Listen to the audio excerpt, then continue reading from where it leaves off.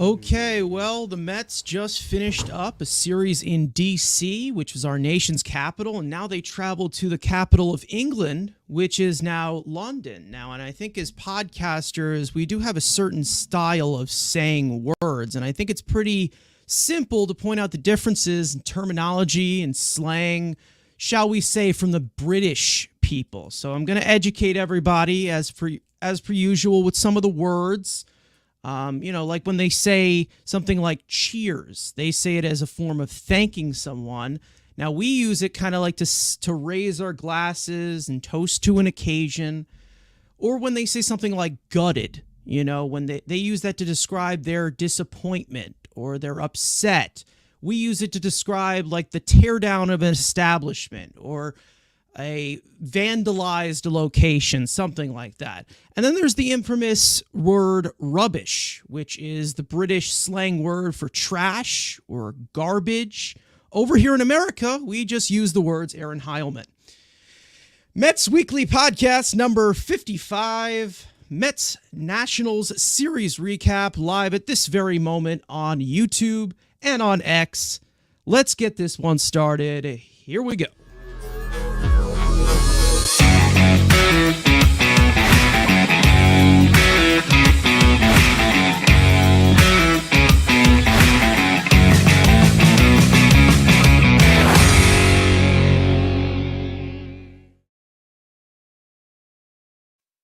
Okay, so we have to do it every single time for our usual house cleaning. I want to remind everybody to subscribe to the Mets Weekly YouTube channel for this very podcast that is recorded live now on Sundays and on Thursdays following all series of all games, once again, no matter how bad the team is. For those of you watching on playback and want to join the conversation, make sure to turn on post notifications to know when we go live.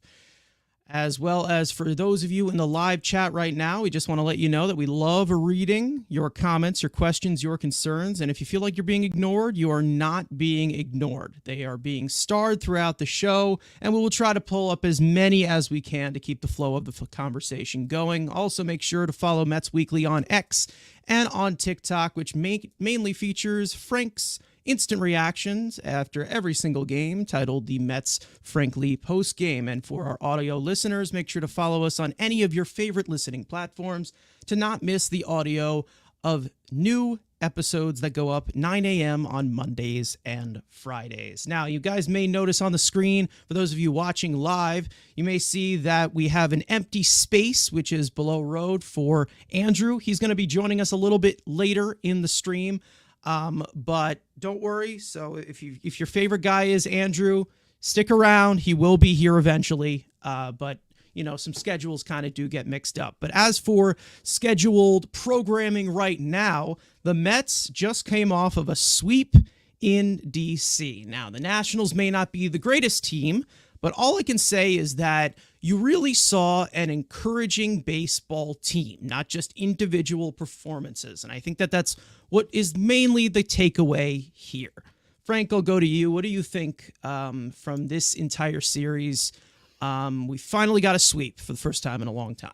Yeah, I finally got a sweep, and I think really, it comes down to the basic things. They were doing really well on offense. You're seeing this output of 8 runs, 6 runs, 9 runs, and the defense was definitely much improved, and it's something we're going to get into. But what I really like to see is just the fact of, these past 2 games in particular where you had every starter getting a hit. I thought that was really nice to see, and just all of these games of double-digit hit totals. It's like, they haven't been great runners on base in general as a team, but when you're getting so many hits and just giving yourself so many opportunities, you're bound to score some of them, So just the fact that there have been so many different guys contributing, leading to these total amount of runs, and like I've talked about, it's given them that cushion where even when Adam Ottavino doesn't pitch well or Reed Garrett doesn't pitch well, they still scored enough to where they're able to hang on. And that's really what the key is right now. I mean, one of the topics for today is the bullpen, which we'll get into. But I think right now you have to be encouraged by the next topic of the plug-in. So obviously Luis Torrens, Jose Iglesias, like, again, seeing everybody step up basically at this point with the offense.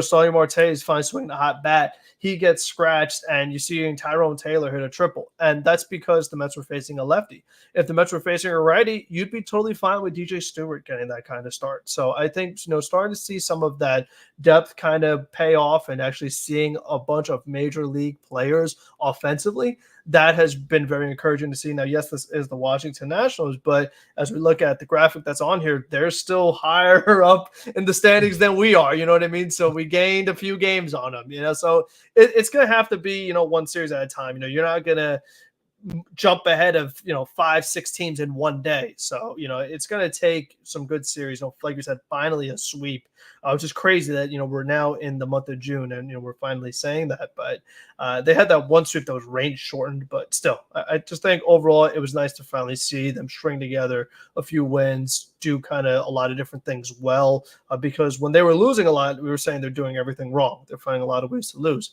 but in this case they found multiple ways to win. Rode, you haven't been here for a while, so last time you were here, it was definitely negative. I think we were swept by Cleveland.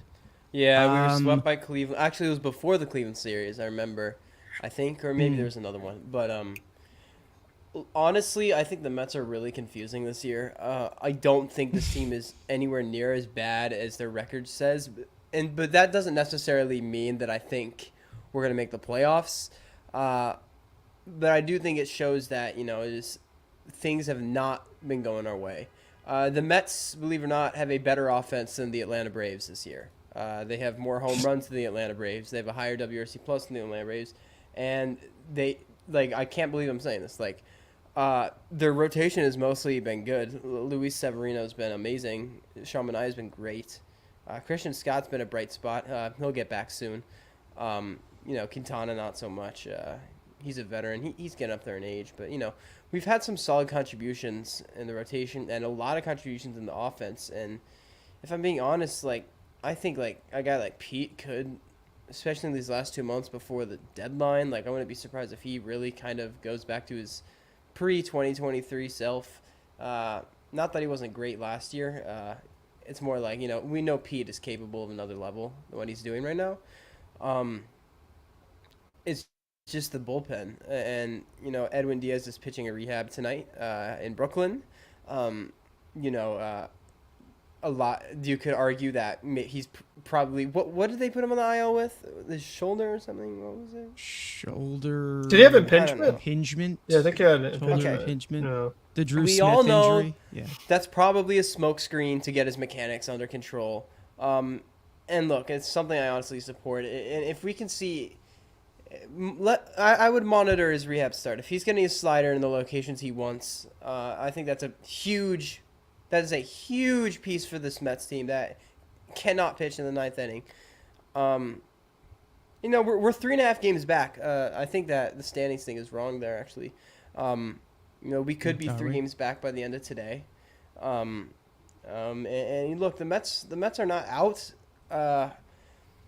But I think if we're in this position in 2 months, 3.5 games back, I really do think it would be productive to take a step back and really get the value out of these players that they have. We're going to get into Pete Alonso trade rumors later.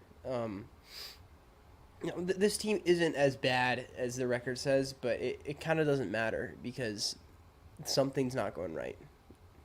But it was nice to see them get a sweep. Yeah, I think that when you look at the Mets right now, this team is built as a team. I think that that's really how you have to look at it. It's built as a 26-26 of maybe there are a few guys on the roster that maybe are wasting some time, but you've seen a lot of no nonsense come throughout the organization when guys aren't performing well, they're benched. But when I look at it and we'll get into those guys who are benched, but when I look at it as this team has to flow as a team in order to actually win games. They can't just rely on Francisco Lindor to bail them out. They can't rely on Pete Alonso to bail them out. They can't rely on JD Martinez to bail them out. They need things to just gel together as a team. And that's the best way to kind of describe this. And obviously, that's kind of just me saying it as just in general. I mean, as a team, that's what makes a good team. But I think that when you're seeing as a collective unit, like Frank said, like everybody in the lineup getting hits, you see, distance from the starting rotation. You're seeing, consistency and, a lot more, to be honest, I think that in this series, and this never really happens in Washington. I've noticed a trend. This team looked a lot less tense in this series. They just looked like they were playing with a lot more of a flow. Frank, you want to add to that? Yeah, they mentioned on the broadcast, I believe the Mets are like second in road OPS or something like that. And then at home, or like the batting average, it was something ridiculous where it's like they're batting, I think it's like 270 at home, but as a team, they're batting 240. So it's like at home, they're just so bad offensively, but away, all of a sudden, like they know how to hit. So there is something there. And as we know, they just haven't done well in Citi Field since the place has been built. But this year, it seems a little more just kind of exaggerated than in previous years. Another thing to keep in mind there is that Citi Field, like every team that goes to Citi Field is worse offensively, practically, and no one really knows why. I know it's something the Mets have looked into in the past, but the offensive numbers at Citi Field just aren't great. And I think that's why sometimes we'll look on Fangraphs and look at our ballpark factors for WRC Plus and be like, oh my God, the fences are shorter than Atlanta. Like, why is theirs more hitter-friendly? And I don't know. Atlanta's got much better elevation. They do. Better elevation. There's that. And I don't know. It's really confusing. Like, this is kind of off topic, but like even if you look at Brooklyn, like the Mets just have some very not hitter-friendly environments. And I'm kind of surprised that like the Mets haven't tried to find a new A-plus park somewhere, because you can't have your left, like Ryan Clifford, who's hitting a lot more power in Double-A right now. He hit for no power this year in Brooklyn. So I think it's all part of the Mets hitting development, partially because of the Mets hitting development, but the teams generally don't perform well at Citi Field. It's something to monitor. Yeah, I think that that's something you obviously have to go by, because we really have seen a lot of fly balls die on the warning track at Citi Field. It's just not a good hitting environment. It almost seems fake in a way. Like it really just seems like, it's a good thing to look at, but it's not really authentic to where a lot of these things make sense. I feel like we do find ourselves like clenching our knees with a lot of fly balls to see them actually leave the park. And it was even worse when the ballpark was obviously opened. That thing was I don't even know what to call it. Like, it was just a hitter's death sentence, basically. I mean, the Great Wall of Flushing, it wasn't called the Great Wall of Flushing because it was a great wonder of the world. It was called the Great Wall of Flushing because nobody could hit over it. I mean, it was that aggravating. They obviously changed the dimensions, but it still just isn't like, it's just not a really, not a really hitter friendly environment. Listen to this. So at home, the Mets are currently batting 214 as the batting average. Away, they're 273. OPS at home, 673. Away, 776. And then home OPS Road plus Warriors. 82. Road 121. Like, it's drastic. And we have the second worst StatCast ballpark factor behind in front of Seattle. Hitters just don't hit well here. I don't know why. I guess, you're right. The elevation is pretty poor, but, but I mean, it's not elevation. like, I was going to say that. It's like Atlanta has better elevation than the Mets, but it's not like, elevation is not an excuse. You know what I mean? Like it's, I don't know, it's got to be something more. Because like I said, I mean, the Yankees aren't that far away. And again, they have much more friendly dimensions, especially with their right field wall. Philly's got much more friendly dimensions as far as like how far. It's not so much wall height.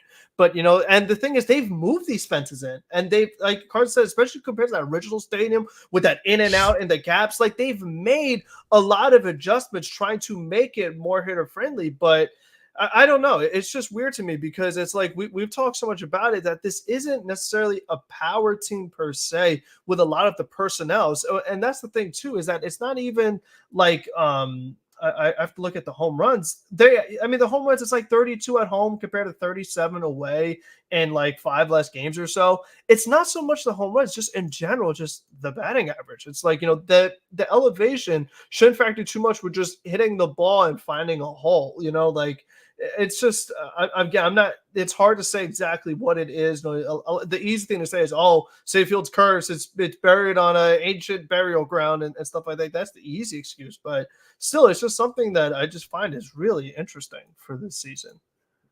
Maybe everything really seems to come at a premium. That's kind of how I kind of feel with the Mets. And it always feels like that. And it's just really...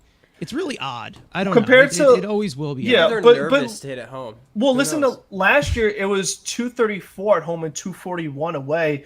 OPS 731 versus 717. Like it was slightly better. I mean, the OPS actually worse away. So it's like last year it was like this. Right now, this year it's a wide margin. Yeah. And this is a good point Yamid makes. Is it jet air? It might be jet air because listen, we all know LaGuardia Airport. No disrespect, it's a dump. So they've let's cleaned just it up a bit. They've cleaned it up. I know they've cleaned it up a bit, but like polish a turd, it's still a turd.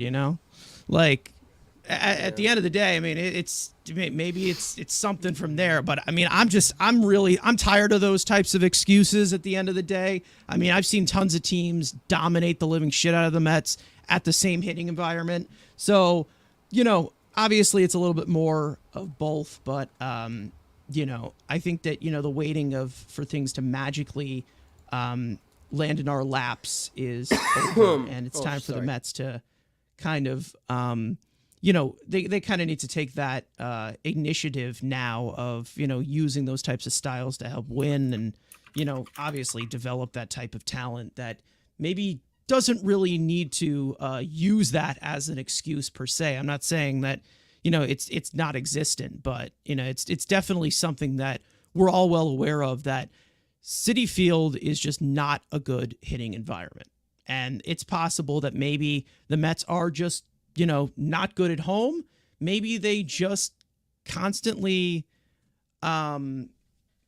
maybe they just constantly buckle under pressure at home, and they don't like to play in front of their home crowd. I don't know what it is, but which is so weird because like in other sports, like I think of it so much like in basketball, where it's like you want that high seed because you want home court. I mean, because like in basketball, all the dimensions are the same and everything, so it's like you want to be home, But with the Mets, it's like we're okay. Like we don't mind being on the road. Like we're kind of better there. Like that's the thing with baseball, is that like everyone just has like that different feel. It's like football, same dimensions. Like obviously Seattle's known for their home crowd, like other environments to Kansas City, like really known for like that home field advantage. But still, it's like with baseball, you're just kind of, hey man, wherever you go. Like now this London park, they've had to make big adjustments there because that place was too offense friendly when the Yankees first got there, and they're scoring like 15 runs, so it's like now they're going to a totally different environment in London. Like that's one of the really fun quirks of baseball. It's just so different every few days. You're just somewhere else.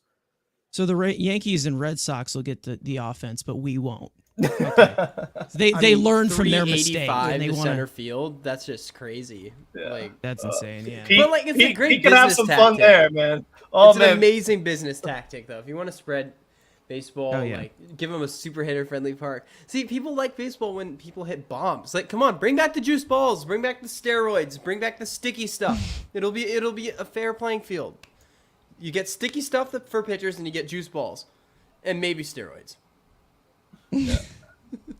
I mean, I don't know about steroids. I think the juice balls did that enough. I mean, but the fluctuated home run numbers as compared to like 2019 to now, they're a lot different. Like, yeah, you have more home runs in this game these days, but in 2019, I mean, you were having so many non-power hitters at their floor. Didn't Brett Gardner have like over 15. 20 home runs or something? Brett Gardner had like 28 home runs that year. So did Danny Santana. Yeah.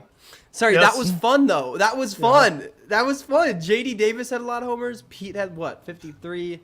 So Lindor had like 38 or something, or that was 2018, I think. But. Last thing about the home and away, I'm actually looking at the pitching side just because I was curious. They have a 3.53 ERA home and 5.09 ERA on the road. So it's not just the ballpark, it's the team. Like, I mean, let's call it like it is because the pitching's actually doing worse.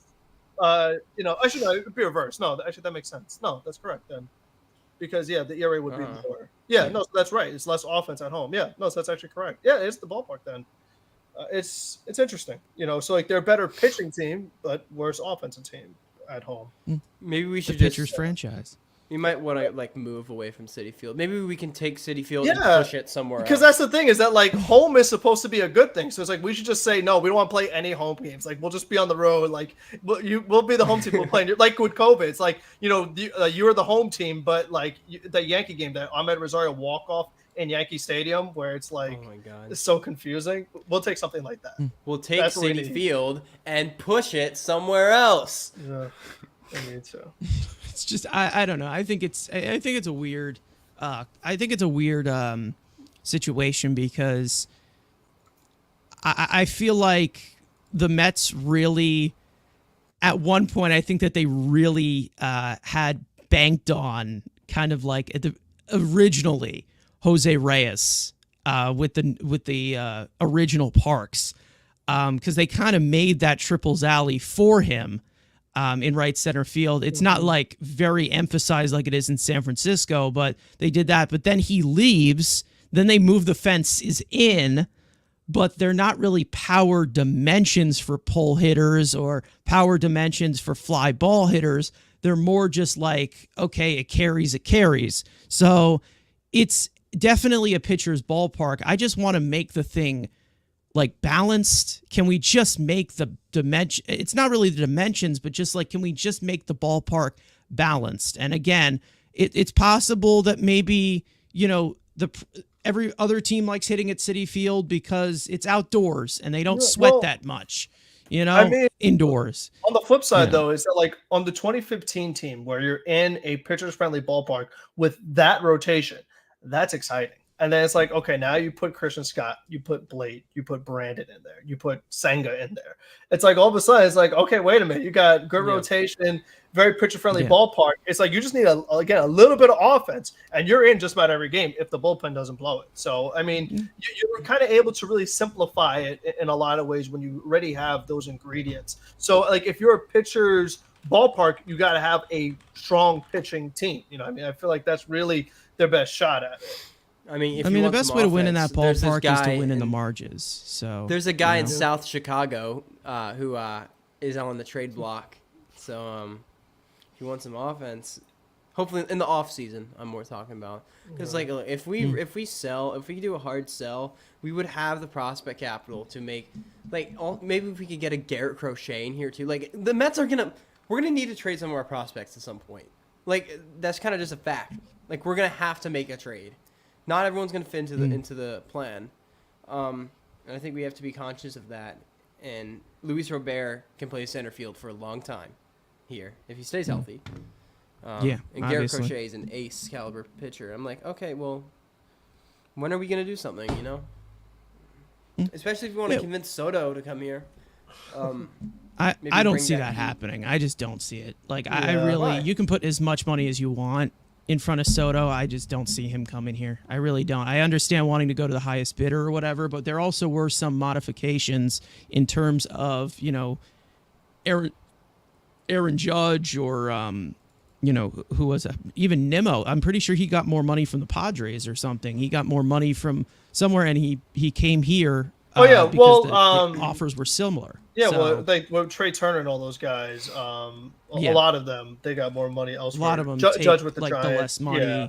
Well, I mean, they prefer like, okay, if this offer is where my preference, I prefer if it has more years than this offer or it has more AAV than this offer, I'll just take that. So it's just, I think that, that they kind of balance that out a little bit. There's a little bit more preference there. How do we know, though? Like, he said he had the exact same quotes about the Padres when he was a Padre. He was talking about how much of a dream come true it was to play for the Padres, how it was the greatest experience of his life. Like, if anything, his actions are very clear. He wants to make as much money as possible. That wasn't Soto's fault, though, that San Diego traded him. San Diego found himself in a very tough financial situation where I thought obviously more guys were going to go, to be honest with you, than just the ones that did. Like, I'm surprised they still have as many of those big contracts on the books as they do, based off. I don't think anybody wanted to take him. Yeah, but Yeah, I think you also that was have out to of his consider control. that all of his actions have suggested he wants as much money as he can possibly get. And who wouldn't? Exactly. I mean, but like, So do I. you don't sign with Scott Boras if you're not going to go to the high bidder. That's just my opinion. Like, Well, I'm just saying there's instances now, where that he has turned down $450 million from the Nats, and but then again, does traded winning him. matter? Because it's like, if you're turning down that much money from the Nats, and it's like the Met and Yankee offers are basically equal, you go to the Yankees with a much higher chance of winning. Like, Okay, I agree, but if Cohen's at like 650, I don't see the Yankees matching that. I don't see Antonio Snell on that. Soto is really, really good. I don't want this to be taken wrong. Like, obviously he's amazing.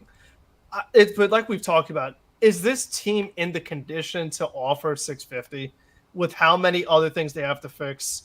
I think so. Absolutely. I think half the payroll comes off. Here's the year. deal. Our rotation is going to be pretty defined. We're gonna have Sproat, barring all the healthy. Our top three will be Senga, Sproat, and Scott next year. You don't know Barring yet. health, You don't know if that's what we Sproat. know. You don't know if Sproat's good in the major leagues yet. You never know. Tidwell, who knows? What I'm saying is, I don't see a world where Soto fixes pretty much anything. Okay, but I just why don't. wouldn't you? Why? How does he? I'm not saying he's bad. I think he's a fantastic player. No, He's a I know you're generational not saying talent. that, I just but to don't say think the that, Mets are in a good position to do it. He's 25 years old, and we know the Mets are trying to compete now or next year or 26. He is the perfect guy to bring But in. how much- The Rangers brought in Seager and Semien, and they won 68 games the next year. They brought in more than them, though. They in changed the next that whole offseason, team. and those signings aren't really working out for them. You know, but Soto They won is the World the Series. guy that the Mets need. They need a 25-year-old superstar. When you have a good farm, when you have half the payroll coming off, I don't know. you're not that I far prefer a away good if you team. get Juan Soto.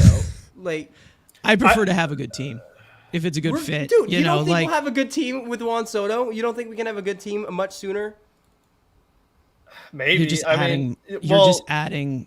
So I'll tell you right now. Okay, go ahead, Carson. Let me give you the hypothetical, okay? The Mets are 8 games under 500. If they had Soto right now, they'd be 4 games under 500.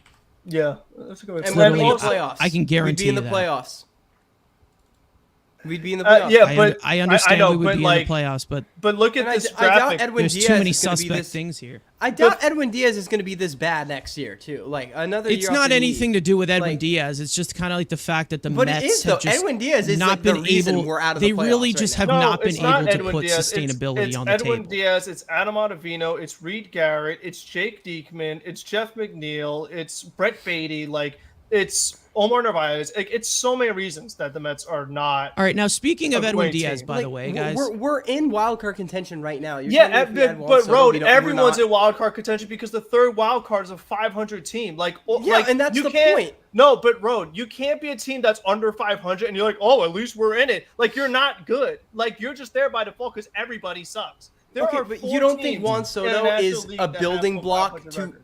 If He you is, don't- no doubt. He's but going you to be have to think of 26 years old next year. I understand that, but you have to think of the timeline of the Mets. Is that if you're The getting timeline Juan is 25-26. That's what they've been telling us the entire time. I don't see this team as a playoff team next year. So Okay, right now you're let telling ask me you that this. If the go Mets ahead. were a playoff team right now, would you see them as a playoff team next year? Because this team's performance has no impact on the 2025 team. In fact, But if we sell, we might be better next year. There's a good argument for that, in my opinion. this team's performance has an impact on what the farm system's going to look like next year. Which I think that's impacts kind of how us we in look the near at it. future. Does it not? I mean, I look how get it, Mark but Vientos is it playing. easy Look to at really how- sell a bill of goods to Soto and say, well, we don't really have a team around you, I think he's the guy. to and go around. pretty much all of the frontline guys are in their 30s. It's really hard to sell a bill of goods to Juan Soto to come here. I just feel like you are too far away as to where you need to make this an appealable destination before you go after them. I feel like there's just too many issues in turning. And listen, I understand how frustrating that is because of Juan Soto and how he's a generational talent. You'll never find somebody like Juan Soto ever again. So I think that that's a way of looking at it. I think that if you're looking at, just going after Soto, yes, he's a generational talent. Yes, he's a once-in-a-lifetime talent that would easily make the team better in theory. But in terms of the position that they're in, I just don't see it. Especially, I understand plugging in the prospects. Maybe they'll be good, maybe they won't.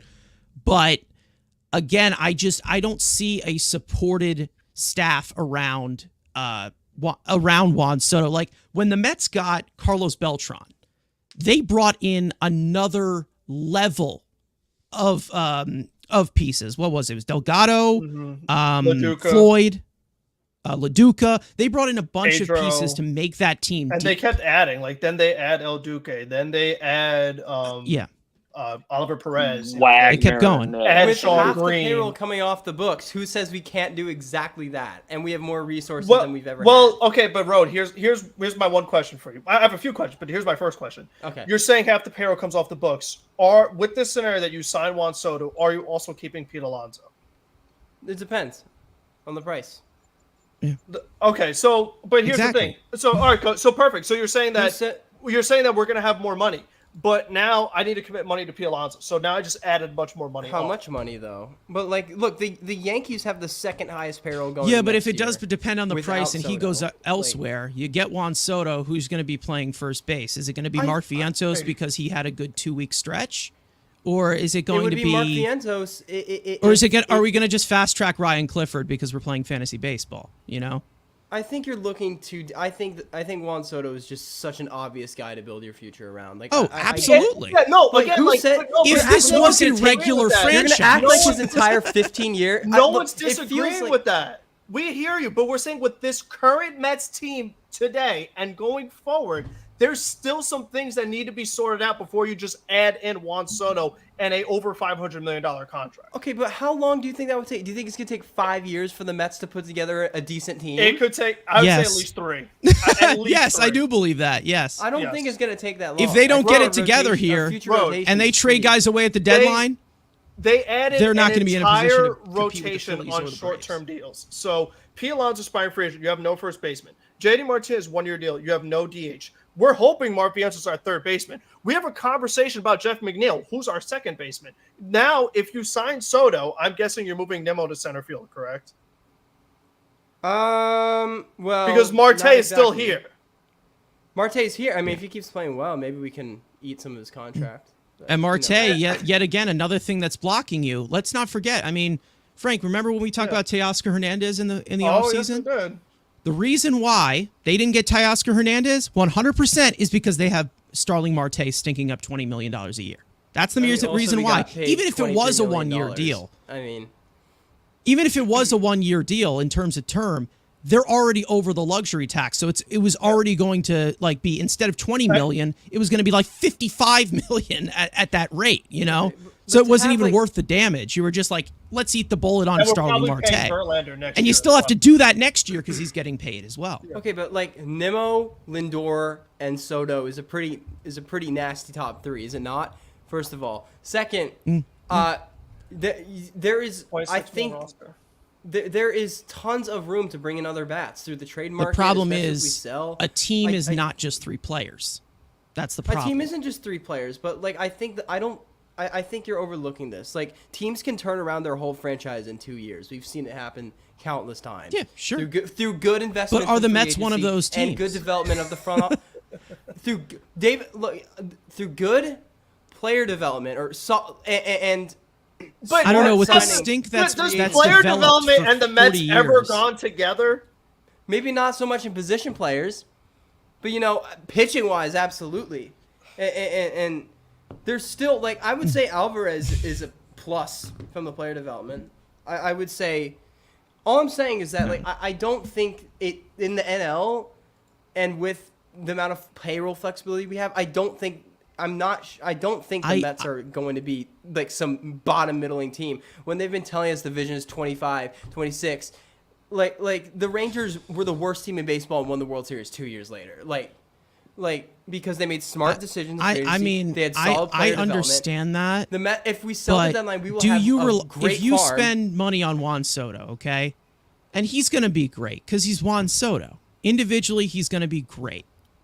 Do you trust, like, you know, this team with how they spend money? I understand David Stearns. Maybe he does bring in some good guys, but, you know, at the trend that it's gone for 40 plus years of spending money, do you expect these guys to stay healthy? Do you expect these guys to produce at the level you expect them to?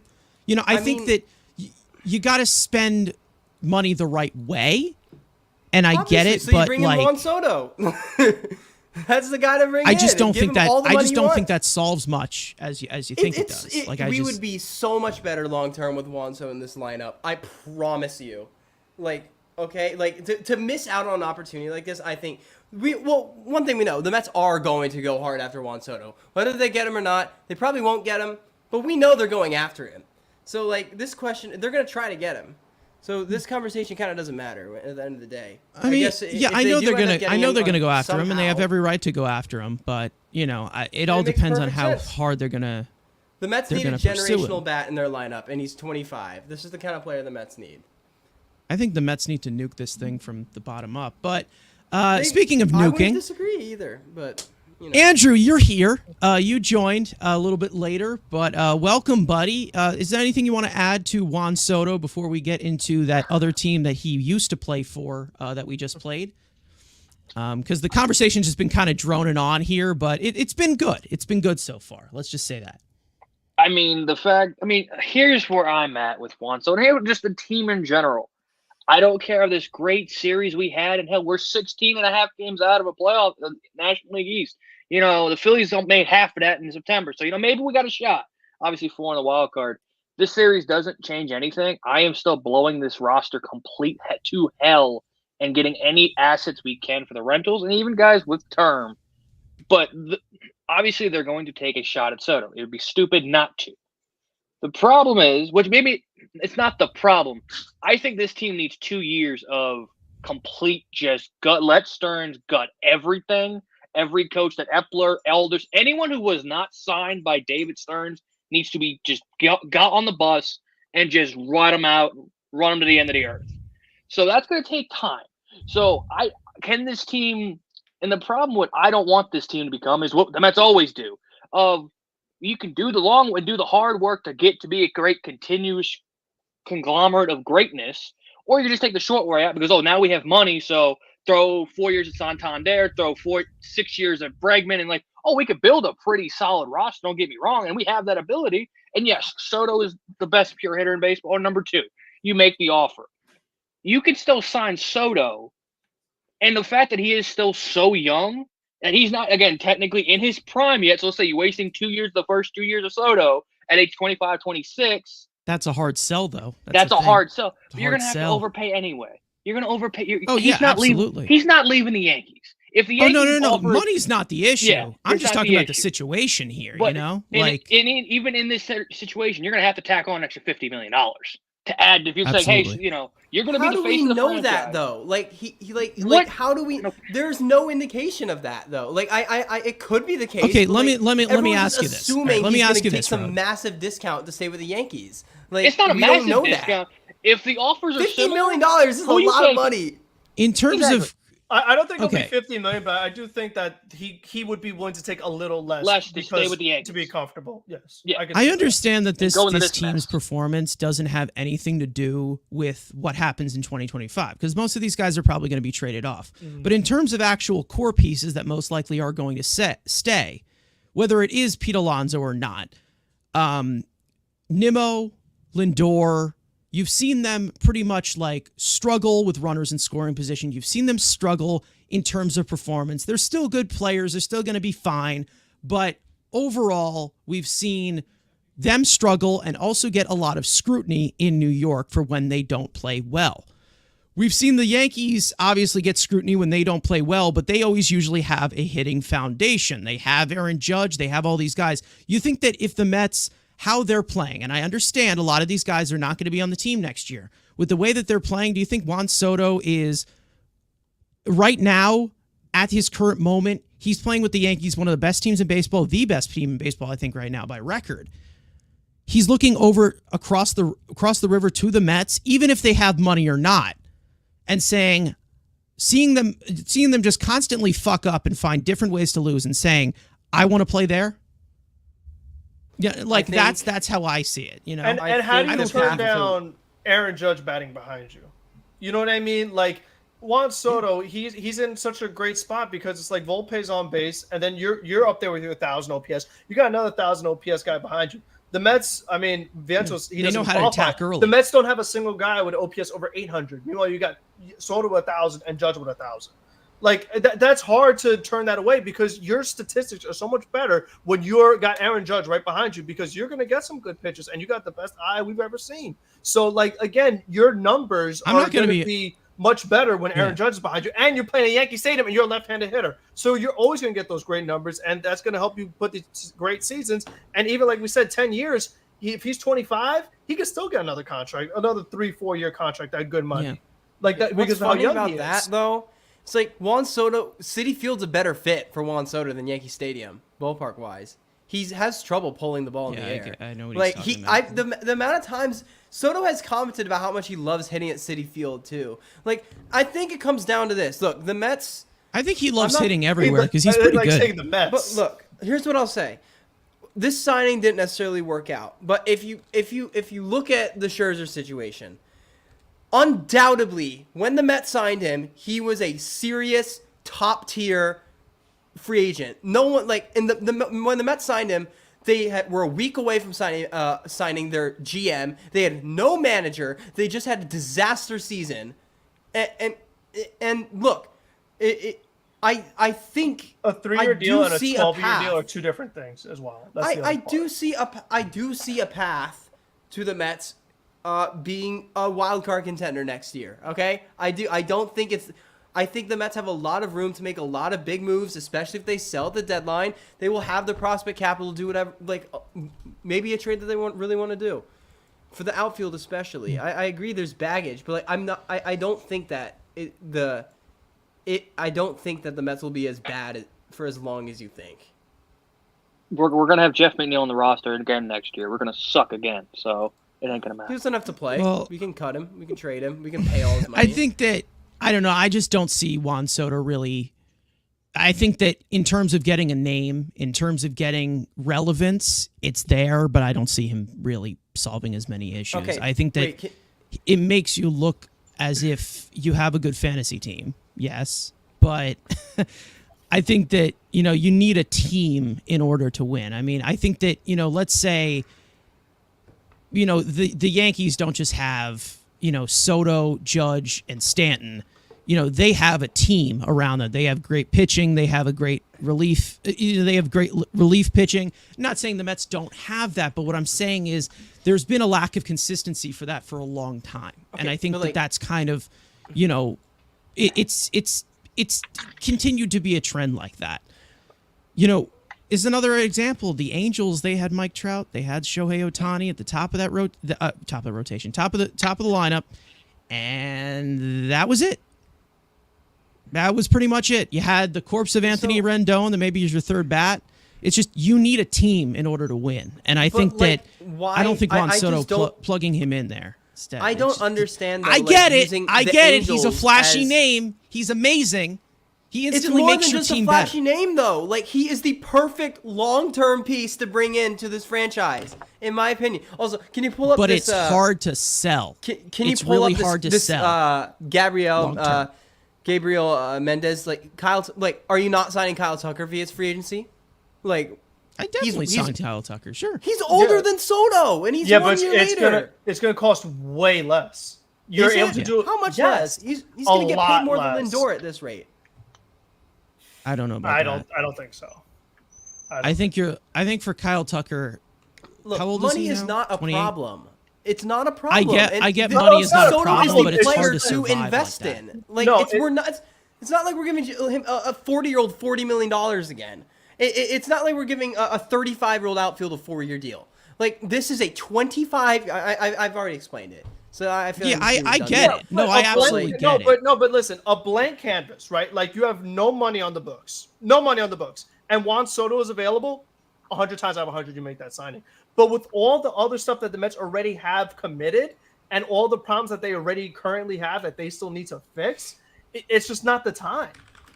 You also have an entire disagree. rotation to completely rebuild at the end. Well, You know, we And knew corner this going into the infielders year. and a center fielder. And I would corner bring back infielders Severino. and a I second would bring back baseman Severino. And a bullpen. Like, there's and a still bullpen. You know, Again, it Would would you be guys bring back Severino after this year? How much is that going to cost? How much is that gonna More cost? money to Exactly. Soto and Alonso. Well, that's you know, probably going to be more than The Bassett. Mets are a really And if- poor team, so and I here you don't go. know. It might be Is out of is the budget. Sasaki getting posted? Are you going to go after Sasaki? You're going to go after Burns? Okay, that's no chance. That's literally no chance. This is again. You want to play outfield? There's still too many holes in this team. You want to be the end of that Nationals Soto run? That's what it would be. It'd be Juan Soto carrying the offense with no help. That's what we'd be. There were That's a what he billion wants. All holes right. when the Rangers signed Semien and Seager. They had a billion holes on that roster. Okay, so and yeah, and they have good I- player development. okay, Yeah, but like That's what we're trying to build. Like their the thing. biggest problem was the rotation, which they rebuilt in a year through free agency. But we have real pitching but prospects. Texas did that with empty books. Like their books were empty, and then they added all that stuff on. Mets have some We already scratches have- right now. Yeah, They still have. We're Yeah, probably paying Verlander next year. I mean, like that's, yeah, it's that's possible. Yeah. not All right. fun. Now, speaking of Juan Soto, let's talk about the team that we played that he used to be a part of. The Mets series where they did sweep it. Now, I just want to give a series rundown. We'll give some takeaways, and then we'll get into the lovely conversation that I know everybody wants to have since the beginning of time. Now, series rundown. June 3rd, start off the series. Tyler McGill was not great. Didn't have his best stuff. Gave you 5 innings. Stuff was there. Stuff wasn't. He was in and out. Bader, 2 RBIs, I believe, on a sac fly. Home run by Vientos. He continues to rake. Luis Torrens, 2-run double. He's going to be a continuous trend that I'm sure that we're going to continue to talk about. Jose Iglesias obviously stepping in, and Lindor continues to stay hot. The Mets tried to blow this one, but they hung on in a one-run game. Second game of the series, David Peterson made his second start back from the injured list. 6 2/3 innings pitched. He was rolling for a lot of balls being hit in play. Bader with a 2-run homer, 3-run triple from Marte, which I believe was like his third triple in the last week. Alonso homered as well. You got some great bullpen efforts from Danel Nunez. Garrett did struggle, but he did finish the 9th, get the first 2 games. And then the series finale was an offensive barrage capitalized as well from Luis Severino, who went 8, probably could have went 9 if it weren't for a rough 8th inning. Considering the up downs, he was able to get a lot of contact, a lot of balls in play, and the defense was great behind him as well. A 2 home run game from Luis Torrens. Where the hell did this guy come from? Another home run from Lindor. Great games from Bader, Vientos, and Iglesias, and that completed the Mets' first sweep since April 17th against the Pirates, which I was actually in attendance for. So that's a great drought to break. Now, we touched on it a little bit, obviously. And yeah, I understand in terms of what Andrew says that this probably does not change anything. It really doesn't, because this is a Nationals team that is pretty much in the same boat as us. They're a little bit younger. Yes, they got some pieces or whatever. They got some good pitching. But it was nice to see this team kind of play as a team. I think that they just look better when they're playing for each other and not for themselves. And we'll get into for themselves later on. But I think that when you look at it overall, the Mets, this was probably the most complete series that they've played in a long time. And I understand we've had a missing piece that is a factor and is rehabbing tonight in Brooklyn, along with Edwin Diaz, and it is going to be on SNY tonight, by the way, for those of you who are missing baseball because they're in London. takeaways from this series. Frank, I will go to you a little bit longer than your Frankly Post games. Go ahead. Give what you've liked, give what you've disliked. Okay, I was just gonna say what I dislike. I'm looking at the Mets contracts right now, and So fucking still talking about they piss me off because I'm looking at the Dodgers, and it says Shohei Ohtani's contract is $2 million when it's supposed to be $70 million. And I'm just like, you know what? I don't know. Yeah, well, let's You know what I get. mean? That's how we'll get Soto. Let's get We'll defer his money. Let's get to the Like point where we $400 million can do that. Yeah, all right. like- We have to get to the point where we do Like that. it's just maddening. I'm like, wait a minute, that guy's only making that much? What? Like like it says it's so weird. It says like the Mets are 300 million and the Dodgers are 300 million. But then on this screen, it's like Mets are 300 million and Dodgers are 200 million. I'm like, how Okay. do we do All right. this? Yes, Like, we get it. The Dodgers are the we are Dodgers. just I dumb. think it's pretty like Marte's so making dumb. 10 times the amount of money as, and I love Marte, but like he's making 10 times the amount of Ohtani this year. Anyways, That's crazy. But for the Mets, nuts. I really liked what I saw mostly from Luis Torrens. That was awesome. I got to be honest. Like, here's a guy that I was like, oh, here we go, another former Yankee, the Carlos Mendoza connection. What's new? And he got big things. They want him. And this man's just out here hitting bombs going the other way, throwing out base runners. Like, what? Mets catchers throwing out base runners? Are you kidding me? So he was Run just prevention. run prevention and run production, like you called it. So the fact that he's doing that, and there's a guy that's just coming up here and DFA'd Omar Narvaez, outplaying him so much. And that's another contract that's just bombed. You know what I mean? So it's just like seeing that kind of production from a guy that you didn't expect. And then even Iglesias getting a 3-hit game. And I think Pete looked a lot better in this series. You know, he was kind of waiting for those pitches to get a little closer, a little more to that inside part of the plate where he likes it. And you're seeing that high exit velo. You know, you're seeing 116. I think it was an out, but you're seeing a lot more like 110 plus of those hits from Alonso hitting those home runs. Lindor still getting his job done in the leadoff spot. That's been great to see. And JD Martinez still doing his thing. And then, you know, the rotation. I mean, Severino was fantastic. I mean, he was absolutely awesome. So that was really encouraging for me to see. But the big takeaway is that, like, that first game, I mean, it got really scary towards the end. I mean, I was just really afraid that we were going to be looking at like another one of those where we had a nice lead, game is in the bag, and then, you know what, the bullpen just comes in and Adam Ottavino just doing his thing of being brutal. And, you know, you're really relying on Jake Diekman the day after that big blow up that you know, the game before, to then save it. I thought that was an interesting call. I mean, it worked out, but I was like, man, that was asking a lot of Jake Diekman, who was just getting, you know, ripped all day, to be like, oh, now here, go save this while you're already tired. So I just think that, you know, something that we're going to get into in a little bit of just like the age of a lot of these relievers. It's just a risky game that they're playing with that approach. But, you know, I think, you know, seeing Mark Vientos as well, continuing his hot bat. Harrison Bader, I think he had like 3 sacrifice flies in this series. So that was new. I mean, but we'll take it. Hit fly balls, good things happen. So, you know, the Mets don't hit sac flies. So seeing Bader hit 3 of them, I thought was really encouraging. I think they even had a home run this series. I don't know. It just felt like everybody was doing stuff. You know, it was, like I said, all the starters getting hits, multi-hit games, double-digit hits all 3 games. Like, it was just really nice to see the offense in particular finally clicking on all cylinders. And I was just really happy to finally see that. Andrew, you got any takeaways from this besides this proves nothing and I want this team blown up to smithereens? I mean, we found maybe a nice little backup catcher. I mean, again, Jose Iglesias just, again, shows how shit and how little value Jeff McNeil can give you, that you can pick up a guy who's on a scrap heap most of the wintertime and is already giving you production. But again, our 2 great 6th and 7th options, David Peterson, Tyler McGill. Yes, McGill wasn't great, but almost 7 innings out of the greatest pitcher of all time in David Peterson. That's a big W. Again, the bullpen continues to be shaky. Nunez looks decent.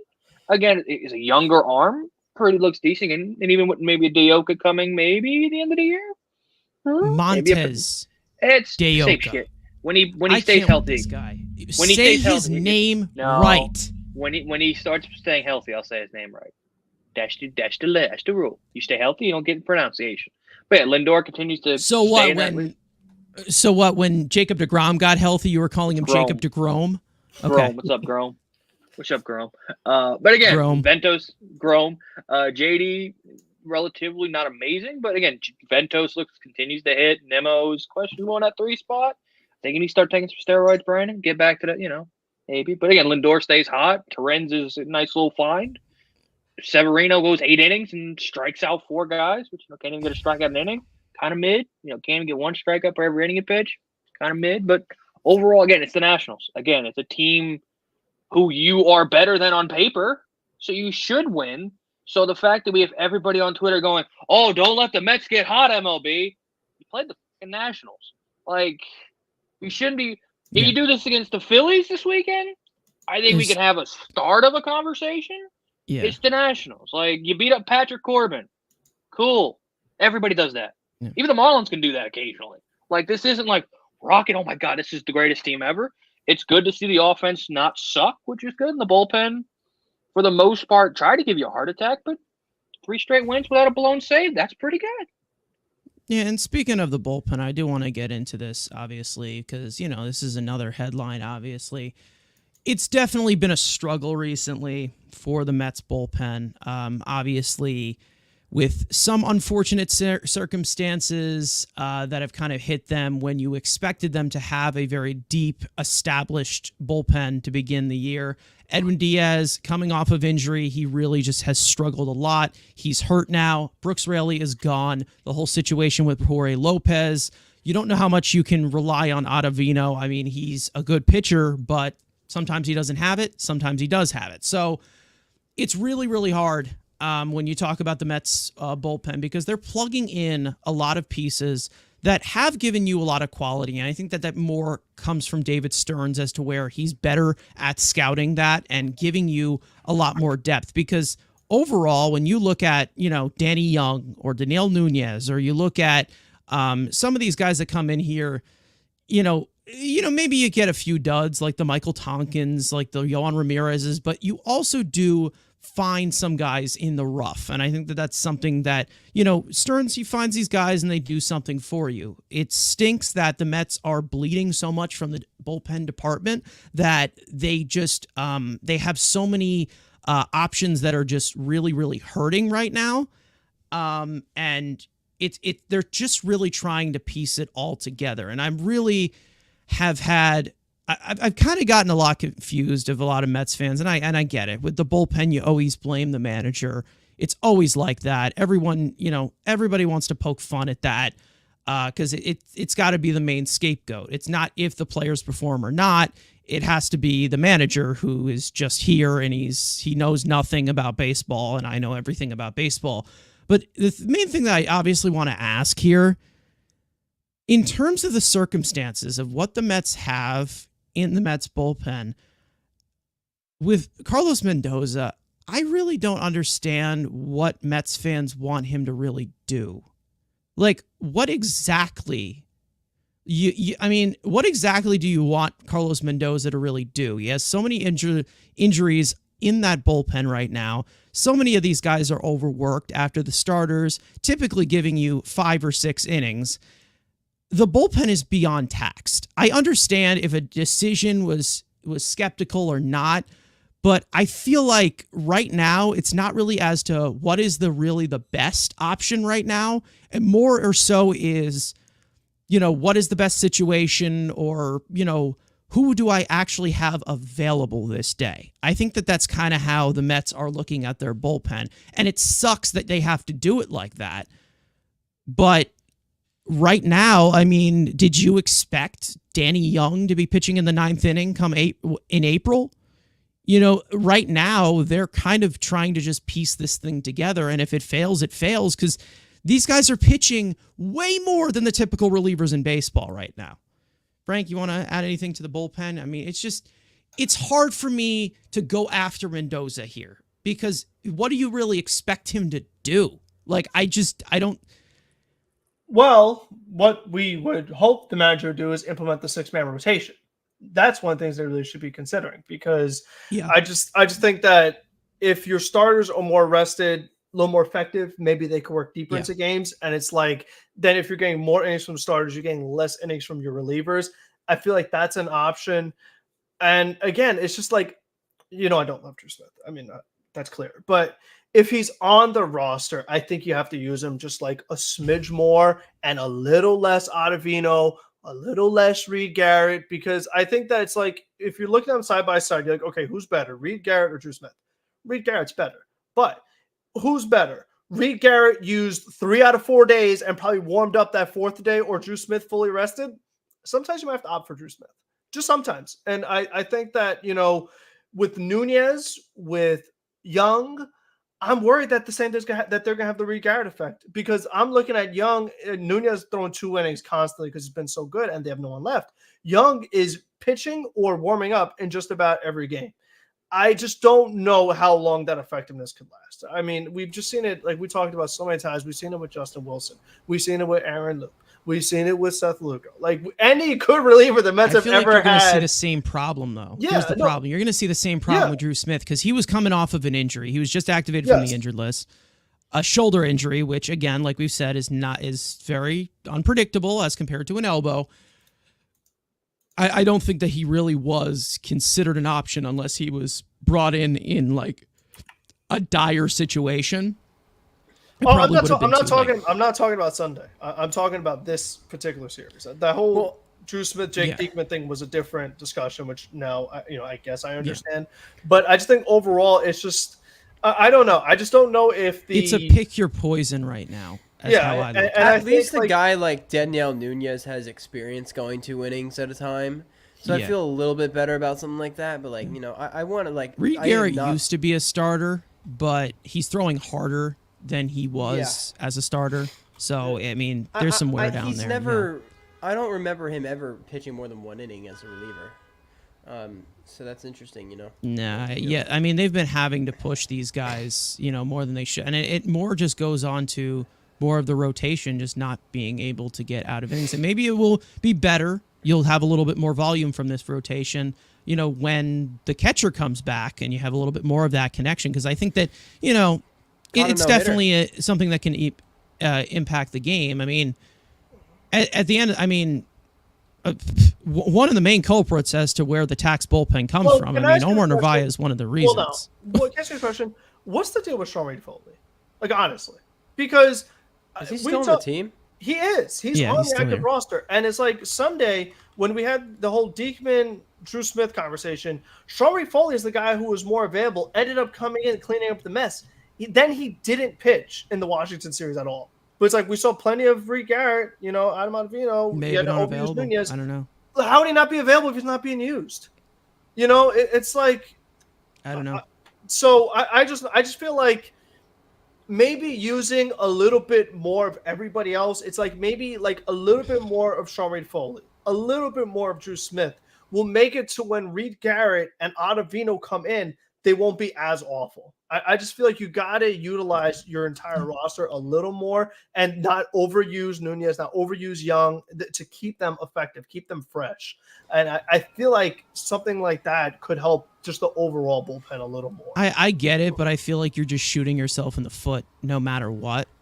Because it's just a crapshoot. Because like you're saying right now, April? Back in April, you wouldn't even put Drew Smith in the equation, Like, we weren't even putting him in the equation. But now we're like, let's bring him in here, Well, again, this team was assembled with the idea that Edwin Diaz was the closer. And Edwin Diaz we need our $100 million closer back. Like, we need him to be back and pitching well. Absolutely. Like, that's what. Right, so that would save this pen. Yeah, right now. Diaz is bad and injured. Okay, so he's gone. Brooks Raley I thought is going to be the most versatile reliever that I could use in any situation I need. I got men on the 7th, 8th, 9th, lefty. I could use Brooks Raley. He's out for the season. So now that's another big piece of my bullpen. Jorge Lopez was a guy who was signed at a low contract with high upside of potentially being a high leverage reliever because of closer experience. He threw his glove into the crowd. So it's like all these, and that's why the Drew Smith situation in April versus the Drew Smith situation in June is different, because there's just different personnel. It's everyone's got different roles now because of the guys that are not here anymore. Yeah, I understand having needing guys to step up or whatever, but the problem is that I feel like that entire thing is just completely shifted. Like, just the entire movement of the Mets, like, bullpen is just completely been shifted as to where, okay, if this guy's available, let me just try to put these guys who are available in a certain order in terms of high leverage and low leverage. That's kind of just how it is. It's become a crapshoot because, like we've said, these games, they are a long, and I mean long, journey to get these wins. They've continued to be throughout this entire year, whether it is, the starting pitching going deep or whether it is the offense finally figuring something out in the later innings. It takes a while for this game to get going. It's a slow-paced game with this team this year. I feel like if you look at it, you need your $100 million closer because, as we always say since the beginning of the time, Edwin Diaz, the closer, it shortens the game. It constantly shortens the game. Your closer, you have an elite closer, it shortens the game. If he comes into the game should be over. But we haven't had that luxury right now. And as we look at it, the Mets bullpen is just bleeding. It's hurting. It really is just really hurting, and they're just trying to piece things together. There's no roles right now because they're just so tired. They're exhausted right now. Anyways, let's get into what everybody is here for. Okay? It's time to talk about Jeff McNeil. All right.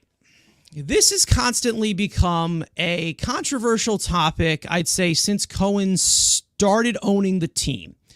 There's been guys who are in Jeff McNeil's corner. There are guys who want to move on from Jeff McNeil beyond his playing on the field. As of right now, it has translated onto the field, and he has been arguably one of the Mets' worst players on the entire roster this year.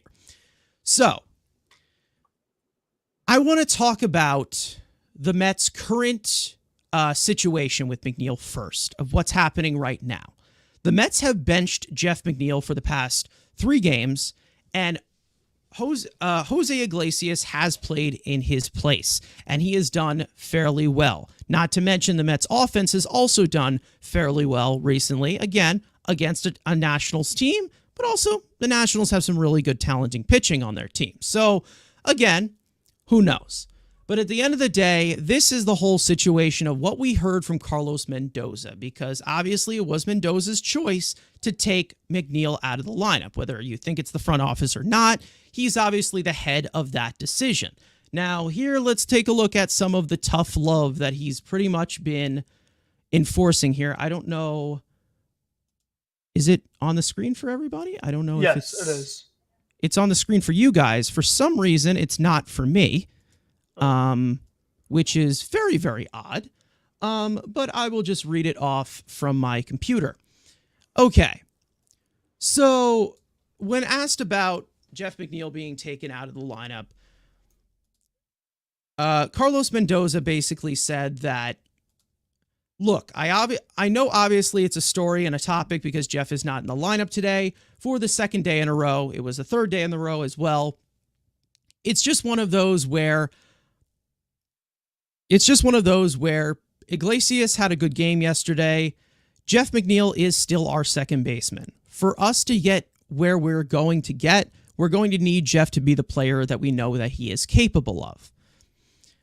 And as for asking of how Jeff McNeil took it on his end, he was also asked about that, and he said, I want guys who want to be out there contributing. Right now, he's on the bench, but he's working. He got in the cage for a long time. Yesterday, during the game, he's going to continue to work today, but when he'll be ready whenever his name is called.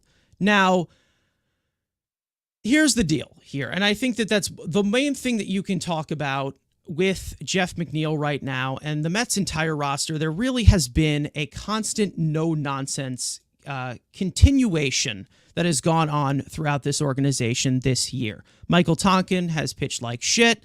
He's gone. Yohan Ramirez pitched like shit. He's gone. Joey Wendell played like shit. He's gone. As for Jeff McNeil, he has a longer history and a longer career of doing well. So they're obviously giving him a little bit of a leash. But I think that as of right now, from what I look at it, the time is definitely running out, because you've seen McNeil constantly get lowered deeper into the lineup. You've seen him continue to struggle, and it just has not been, has not been Jeff McNeil. And we'll get into how Jeff McNeil has been recently, but right now on the field, how do you feel about it, Frank? I might have to rejoin the stream because my computer is just being a piece of garbage right now. But Frank, I'll let you bring in your takes from your favorite player who sucks ass. Yeah, this has been a really rough year for Jeff McNeil, no doubt. And, you know, what's interesting is that this isn't the first time we've seen Jeff McNeil struggle in a Mets uniform. I mean, this is now the third time. And, you know, in the previous years when we saw McNeil struggle, like, oh, McNeil, what's going on there? Is he any good? Then next year he comes back, he puts together a great season. Like, oh, okay, maybe it was just down here. Maybe he's okay. And then he does bad again. You're like, oh, what's going on here? And then he'll win a batting title. You're like, oh, all right, he figured it out now. It was his best year. He's fine. Then he does bad this past season, and we're like, oh, well, and at least for me, on my side, as a McNeil fan, I'm saying, okay, well, maybe it's just an every other year thing. Maybe he'll just kind of bounce back the next year. Well, he's even worse now. So now that you don't have that to kind of go back on, it's looking really bad. And, you know, as you're watching it every day, day in, day out, and you're hearing the broadcast always talk about it. Keith, what's going on with Jeff? You're the hitter. What's going on with McNeil? And Keith says he's just hitting the ball in the air too much, Gary. He's just too many fly balls, not enough line drives. And I look at the batted ball data, and it's like, okay, it's up a little bit, you know, as far as his fly balls compared to line drives, but not by a lot.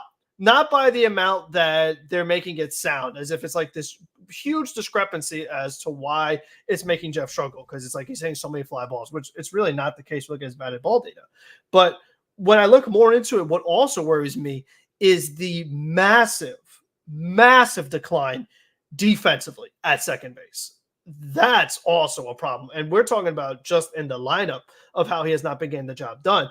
And you have a guy in Jose Iglesias who, not to knock him, but he's not the greatest player. I mean, he's signed a minor league contract. He's supposed to be a backup guy, a utility guy.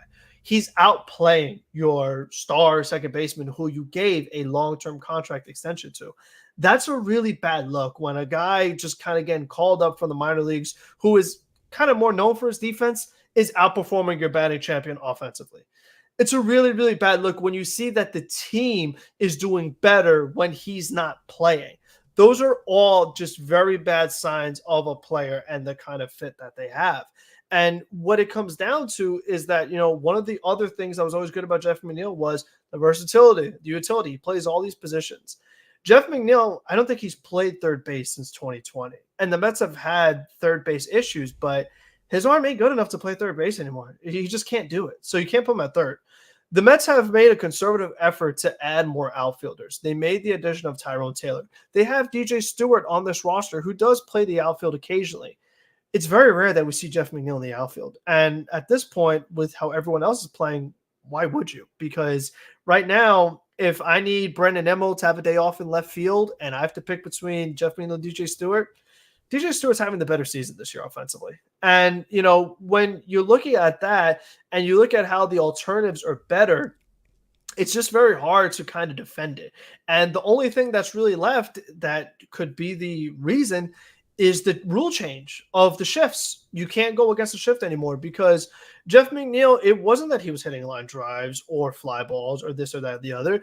It was that these low exit velo hits of him just kind of throwing the bat were ending up being base hits because nobody was there. And with these rule changes, we've seen him just not do as well. And right now, he just has no identity. He doesn't have the power to be a fly ball hitter. He doesn't have the speed to be a ground ball hitter. He's going the other way, but it's right into gloves. He just doesn't have that exact balance. And it's like Carson has said, but it's a hard way to kind of be sustainable if you're really just kind of looking for dips and dunks, basically just kind of in front of fielders, in front of the outfield. Like that's not really a really good way to play. And if you're going to be a one base player, as we call it, you got to be able to steal bases. He can't do that. He's not drawing walks. Like he's just literally not doing anything well right now. Nothing. There is no redeeming qualities. There's no tool that's still a plus that you're like, oh, well, at least he's still doing blah, blah, blah, even though he's not hitting. Like you'll have those players that you're like, oh, they're not hitting, but at least they're still giving me good defense. At least they're still doing things for me on the bases. He's not doing any of that. Again, so if he's not giving you versatility, utility, not giving you offense, his defense has declined so much that he's just not providing you any value right now. He's just not doing, again, anything well. And the fact that you're seeing, like I said, Jose Iglesias playing over him, you're 5-0 when he doesn't play. It's just so many things going against him that, you know what, it's like, oh, you just want to go back on the track record. But when it's multiple years in a row and it's not the first time this has happened or the second time this has happened, you can't get away with those excuses anymore. And his age is also a factor going against him. Once you're getting to, age 32, things are only going to get worse. He's not going to improve. And the Mets have now found themselves in a situation where if we're saying, okay, Jose Iglesias is going to play over him. And again, Jeff McNeil, remember, doesn't have the power to be a pinch hitter, doesn't have the speed to be a pinch runner, or the defense to be a defensive replacement. He doesn't provide anything on your roster as a backup. So now it's like, okay, well, you'd have to trade him. What team would want him right now? What team would want him when you know that he's struggling this year and you still have 2 more years afterwards of his contract? How could you take him when he doesn't have any tools that are a plus right now? He's not doing anything well. Is he putting the ball in play? Sure. Is he still a guy that's tough to strike out? Yes. But if it's going right into gloves, it doesn't really matter if you're putting the ball in play, because if you're just causing outs, you're not being productive and you're not providing any offensive value. So right now they're in a kind of situation where you would have to trade him for prospects that do have a plus tool, whether that is power or it is speed or whatever. They just have some tool that's really good, but they're very raw and they're young. You would have to trade Jeff for that piece and probably eat a majority of that contract in order to get anything of value left for him. And you look at what Omar Narvaez was getting paid, they just cut him. And like you said, the other guys, they just get rid of him. And with his playing time just getting taken away more and more and more, and if he comes back to the lineup and he struggles again, and again, Jose Iglesias comes back in and they're playing better again, there's just nothing you could fall back on to where you could defend keeping him. So it's got to a point now where he just has nothing going for him. So there's nothing really positive to say. Andrew, you and I have pumped this one for multiple years now. I feel like we've all really established this as to where if Jeff McNeil is not batting over the 300 mark, it's pretty much that he's a useless offensive player. He does not provide you anything as to a positive note. And I think that at the end of the day, whether you're looking at it from power or looking at it from contact, he's just not the same guy. And I think that there's a reason as to why people are holding on to it. They're homegrown sweetheart. And we have been able to constantly, unbiasedly say, you and me, that they need to move on from Jeff McNeil. Not just in a production standpoint, but also in a morality standpoint as well. Just overall his presence. So, Andrew, what is your take on the situation? Any victory laps you want to make before I make them?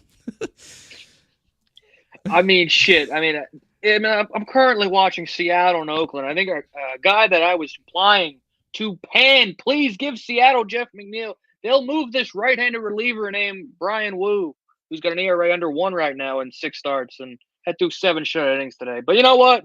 That guy sucks. And Jeff McNeil, batting champion, batting title, 2-time All-Star. Gotta love that. Great. The squirrel, even though, God, all he does is eat nuts at this point. He's a great player, good locker room guy, even though, maybe he fights your best player. He's not kind of a weird looking dude, drives a unicycle to work sometimes. Yes. When they give him a contract extension, and this is why I say don't give anybody extensions, because every time the Mets go out and extend a player, they either get hurt and are never the same, or they suck. So I don't want to pay Francisco Alvarez. Just wait till he goes to free agency and then try it that way. Because do not pile the arbitration years. Because Tomas Nido, Jeff McNeil, any other guy that gets an extension with a Met uniform, don't even think about it. Just wait till he goes to free agency and pay him then. But again, and he's even holding a position where we're talking about, obviously, the future of this team. Everyone's complaining, we got 1,000 middle infield prospects. Well, here's Jeff McNeil making $12 million a year, eating up a spot and probably consistently going to stay on this roster spot, holding a guy like Acuna, who, again, we don't love, but, there's upside with those guys. But no, we have to watch this guy, striking his bat with his little knob handle and hit like an 86-mile-an-hour exit velo pop-up sinker into, left field. Like, this is what he is. Again, you're going to say the victory laps and all that shit. But, again, you guys want to keep your homegrown sweethearts and, oh, my God, he was a non-prospect. So you got to love him because he's an underdog. I fucking hate underdogs. I want winners. I don't give a, well, he was a non-prospect. I don't give a shit. I want winners. So take your non-prospect status, take his ass out back, see if you can sell him to the Wandong Tigers in the offseason, and see you later. Leave his ass in London for all I give a shit. All right. Rode, anything you want to add before I just completely tear into this from top to bottom? I'm surprised because I thought you guys were big fans of Jeff. But yeah, anyway, I think I don't know what to say about Jeff, man. Like, I mean, he just, unfortunately for him and for us, noodle bats aren't sustainable. They just aren't. His approach never was sustainable, and in my eyes, I have no idea how he put up the season he did in 2022. Like, I have no clue, like, how he hit 326. I mean, his defense has fallen off a cliff. His arm strength has fallen off a cliff. His batted ball data is horrendous. There's just lack of a better word. And, always respect Jeff because, contrary to Andrew, I do think the fact that he was a non-prospect is kind of interesting. He was a huge part of a 101 win team, but so was James McCann. Do we give a shit? No. Give a fuck. He's a part of a 40 WRC team. McCann had like a 400. So was I. Like, McNeil, man, look, I like him. I think he's an all right dude. I think that sometimes he can get a little too angry. And I don't know what – I mean, I struggle with tons of things myself. So, who am I to say you struggle with this, Jeff? But anyway, I'm not really sure the shift is the reason why he struggles. I kind of just think, like, there's been a huge decline in his just batted ball data. I think Jeff at his peak could just hit the ball wherever he wanted. He can't do that anymore. Maybe Carlos Mendoza will fix him with his because Carlos Mendoza, I've been very impressed with the urgency. Maybe it'll light a fire in Jeff. But, I just think at the end of the day, like, bats like Jeff aren't really sustainable, except, the only actual good noodle is Luis Ariz. And I don't know exactly how but, like, Luis Ariz is kind of just a launch angle king. So he's able to get away with it. And there's other reasons too, but Jeff McNeil, it's a really sad fall off. I don't know how to get him off the roster at this point. When his contract is backloaded, so he's actually making $15 million a year starting next year. Maybe we'll dump him like we did McCann, or maybe he'll turn it around. And that would be, I think, in all of our best interests for now, because he's on the team, he's getting paid. I was not that high on McNeil going into the year. He used to be my favorite Met. I think this crew knows that above all. God, you change your favorite player more than you change your underwear. Damn. Jesus. I mean, Diaz is still my favorite player. Diaz has been my favorite for like years, and that's wild. Diaz has always been up there. All right, Yeah, welcome no. to the I shit mean- show, Carson. Go to work. All right. Well, listen, I think that, what I've said about Jeff McNeil constantly on Twitter or on here or anything, I think that it goes without being said. Like, I think that we already know as of right now what type of player Jeff McNeil is as of right now. He's just not this top tier second baseman or very high in everybody's rankings right now. He's just not a good player anymore. I think we all really can establish that. What really frustrates me about Jeff McNeil, and I'm not going to say as to where, grabbing to anybody else's points as to where, this is his certain approach, or, Andrew talking about, him as an asset, or, talking about, the mental game with Rhodes said. I just want to say altogether that there's nothing I like about Jeff McNeil. There really is nothing besides the uniform that he wears, the team that I support. I want to see him succeed, absolutely.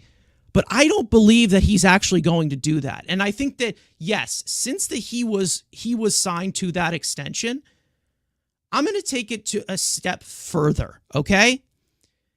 Since he was signed to that extension, he has not been a good player. We know he hasn't been. But personally, this is including the batting title year. He hasn't been a good player since 2019. Like, he really just hasn't been that. If you're looking at current comparisons, right? He really hasn't been the top tier, $12 million a year second baseman as compared to that. Now, listen, I'm excluding 2020 because I don't. He was worth $45 million in 2022, by the way. Just saying. Okay, listen. But I'm just saying is that if this guy didn't win a batting title, I'm going to show it. I'm going to show comparisons. I'm going to show you two graphics. I'm going to show you comparisons of 2018 to 2019 and then 2021 to 2024. Okay? So there's decent amount of sample size there. It's a little more fluctuated, obviously, with the recent sample. But I'm going to continue to say that he really has not been the productive player for a long time. 3 out of the last 4 years, he's just not been good. And if you were to look at just his full-on numbers in this comparison, you can pretty much establish, right, from these comparisons, the rotting acorn is what I'm calling it, because he's a squirrel and he's rotten. If you take away that batting title, if he didn't win that batting title in 2022, this guy would be working at Walmart. That's how bad Jeff McNeil has been in the last 4 years as a total, okay? Not to mention, if we were talking about his approach as well, it was such an outlier in 2022. If you're talking about from the last 4 years, I mean, if you're looking at his quality of contact, again, this is something that is really constantly misconstrued.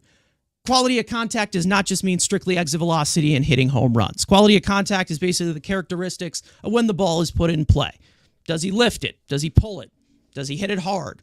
Does he, does he swing late? Does he swing early? Is he under it? Is he over it?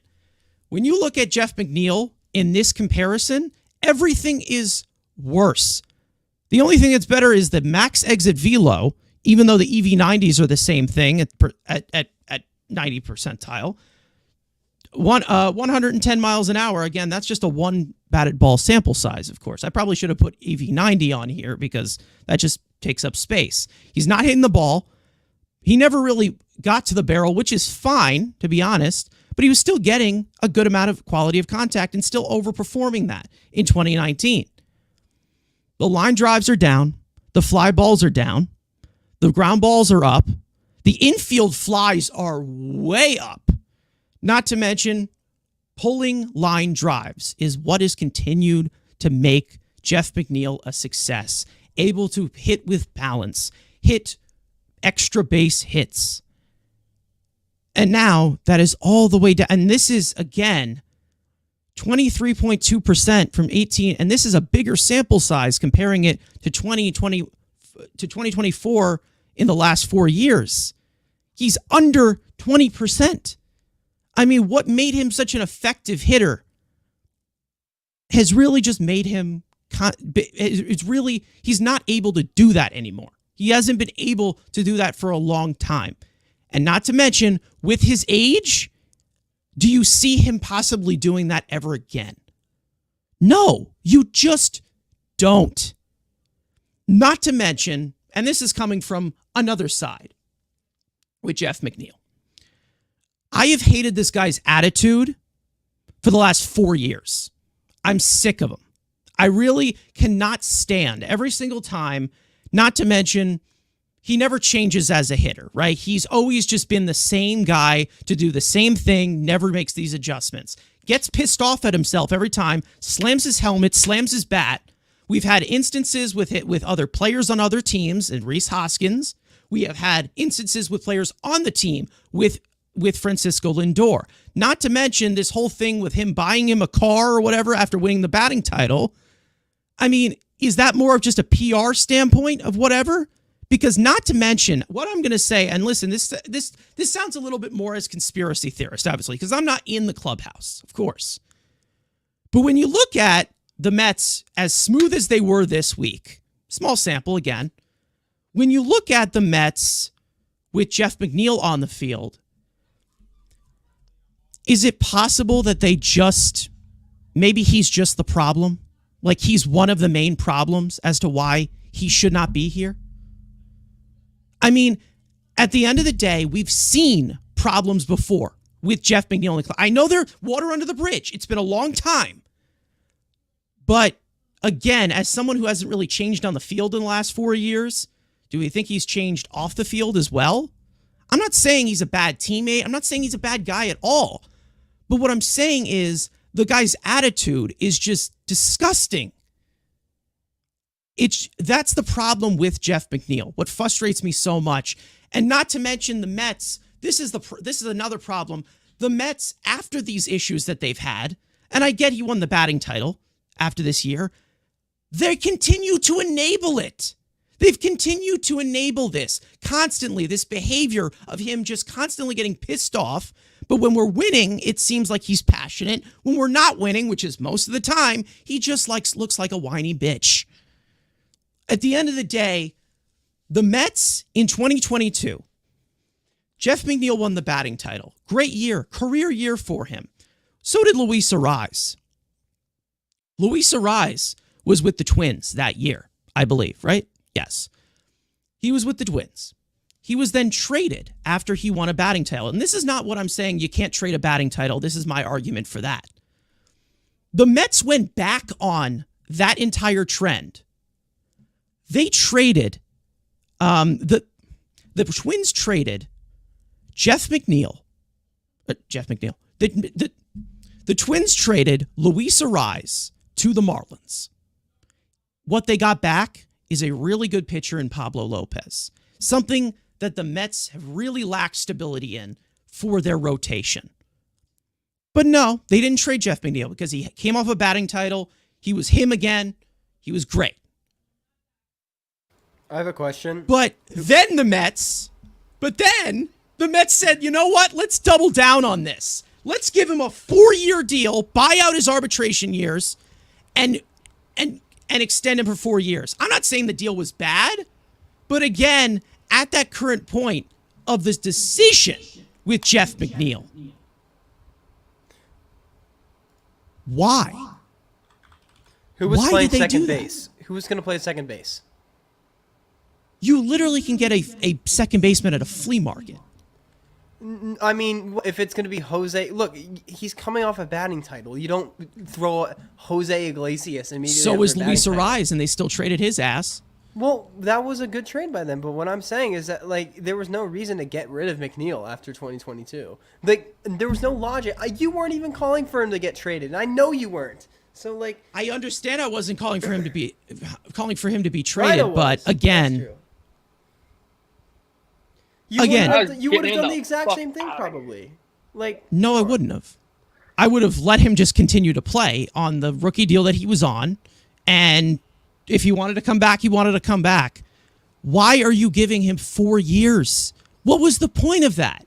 If I can try to was the justify point of that? it, he had a career. He was a 130 bat for his career. After It's that hard to season. justify when he in was the same a model. Besides that 1 year he was injured, he was a model of consistency. He was playing fantastic defense. He was an underrated base runner. He was giving you all you could ask for from a second baseman. It's not a power heavy position. Look, it hasn't worked out. I'm not a Jeff fan per se, but like you have to put some bias aside when you're here. I'm not saying that it's biased at all, but what I'm saying is the Mets went to Jeff McNeil voluntarily and extended him. They said, we care about Jeff McNeil winning the batting title than anything Pete Alonso does. That's what they said. Totally different. And I'm not saying Pete totally Alonso's different contract. Didn't we offer Pete like an totally insane different deal? contract, totally different story. I get it. I get it. If you are talking about the Mets contract, and I'm not saying that Jeff McNeil's contract is bad, but what I'm saying is the idea of giving him 4 years, 4 guaranteed years. What was the point of that? What was the point of that? I never said it's a bad deal. But why are you locking down a second baseman? For what reason? Because he was a 140 bat like every season. I mean, it's kind of simple. But what I'm saying is, why are you locking down a guy who's going into his 30s? The team isn't one shit for you to bring keep any of these guys long term, right? So what is the main reason as to why they said over everything else, over even talking to Alonso for an extension, over possibly extending, over possibly going and extending, talking to Jacob deGrom, what they do first? Because those are way Let's more sign complicated. Jeff McNeil. Jeff McNeil was hit the majors at 26. This is not a Yeah, and that's another annoying superstar. thing because this people is not see the these best guys in pitcher AAA. to ever pitch, but who also cannot stay healthy. That was way more. But what I'm complicated, saying Carson. here is, like what I'm we saying here offered is, Pete why was 7-year this a deal with, priority? 158, and like he didn't take it. So what? We offered him like 50 times the amount of money as Jeff. What I'm saying is, why was this the thought process? Why was this the thought process? Amazing. That's why. Yeah, I mean, when he was coming off, because the other thing too is that how good he was defensively that year. It's not just the batting title, but it's like when you had a guy who puts together, was it like a 5-win season or something like that? Like at that, 5.5. 5. Okay, so at that number, it's like if he was giving you not even 5 wins, but close to that. It's just that the decline of where he was in 22 from to now has just been so drastic that the deal looks awful. But if he was slightly close to that production, it'd be fun. It'd be, like you said, it'd be a good contract based off of how he any sign of Jeff McNeil producing, the Mets jumped all over it. That's what happened. They jumped right all over it. He produced. He was great. He was absolutely great in 2022. Absolutely. But why are you extending him? Why didn't you? What are you extending Jeff McNeil on? I've never been a fan of Jeff McNeil. So anybody telling me that I'm Monday morning quarterbacking this thing, absolutely not. That's not happening. I never was a fan of Jeff McNeil. Haven't been for a long time. What was the reason as to that? Not to mention what model that you're going off of with Jeff McNeil that you really want to just keep this guy actually long term. This is coming off of a year where he fought your star shortstop in the fucking dugout for his mistake, for not shifting. He said that he refused to shift the way that the defensive specialist on the team told him to do. It was his fault as to why the problem happened. He gets into an altercation with Francisco Lindor. But since Jeff McNeil is a homegrown sweetheart, they had to keep him here, and they had to keep him the next year over Javier Baez, which, again, water under the bridge. Okay. I said water under the bridge. I would love Baez back for the record. But what I'm saying is, why are you enabling Jeff McNeil here when you've had other different instances of guys in the clubhouse or guys who behave like this, and you're like, oh, you know what? No, this didn't happen. No, you're gone. You're gone. We're cutting loose with you. It might be embarrassing to the franchise, but we're cutting loose. But Jeff McNeil, he's been here forever. So he gets the gateway to do whatever the hell he wants. Not to mention, listen, here's my favorite excuse of 2023. Well, yeah, Derek Chavez wasn't here for him. Yeah, I get it. But Jeff McNeil, here's his excuse for 2023. He was injured. He was banged up. His elbow. Then fix it. If it bothered him so much, fix it. But no, I'm Jeff McNeil. I can do whatever the hell I want. It's all about me. I can do whatever the hell I want. Dude, you're not a doctor, respectfully. But what I understand, I'm not a doctor, but what I'm saying is cause and effect here. Listen, cause and effect. If people say that, if the main reason as to why, and Jeff McNeil said it at the end of the season last year, he said, I've always had something going on here. This was one of the main reasons as to why I wasn't my best. So fucking fix the thing. If that was such a problem, then fix it. And I understand that maybe it doesn't affect his hitting whatsoever, but what else is there to excuse? Maybe at the end of the day, you can wrap all of these excuses, you can wrap all these situations that go on with Jeff McNeil, and maybe just say that he's just not a good player anymore. I mean, I'm trying to play devil's advocate. Look, I agree that I think the fact that at least going into this year, he had a great second half, Jeff, and I think if you're trying to look at this but again, good Jeff doesn't contribute to a team winning. Well, maybe not. He might not translate well to the postseason, but what I'm saying is that in terms of I totally get you criticizing the way he's played and whatnot, but the Mets were totally justified in buying out 2 more years of him. The way he was playing. If they wanted to buy out 2 years, go ahead. Do what you did with Tomas Nido. Why did you add another 2 years? Dude, Tomas Nido is the worst hitter in baseball. Come on. Yeah, but he's also a really good defensive catcher. Okay, but Jeff McNeil was a borderline 6-4 player. The AAV is like nothing. I mean, that's not the Tomas Nido contract. I'm not talking about the AAV. What I'm talking about, why are you committing to a second baseman? What? Why? Who was going to What is play the over point him? of that? It's a non-factor. Again, dude. you literally can. I mean, who was going to play over Luis Arraez when they got rid of him in Minnesota? They did the same thing. They had Jorge Polanco.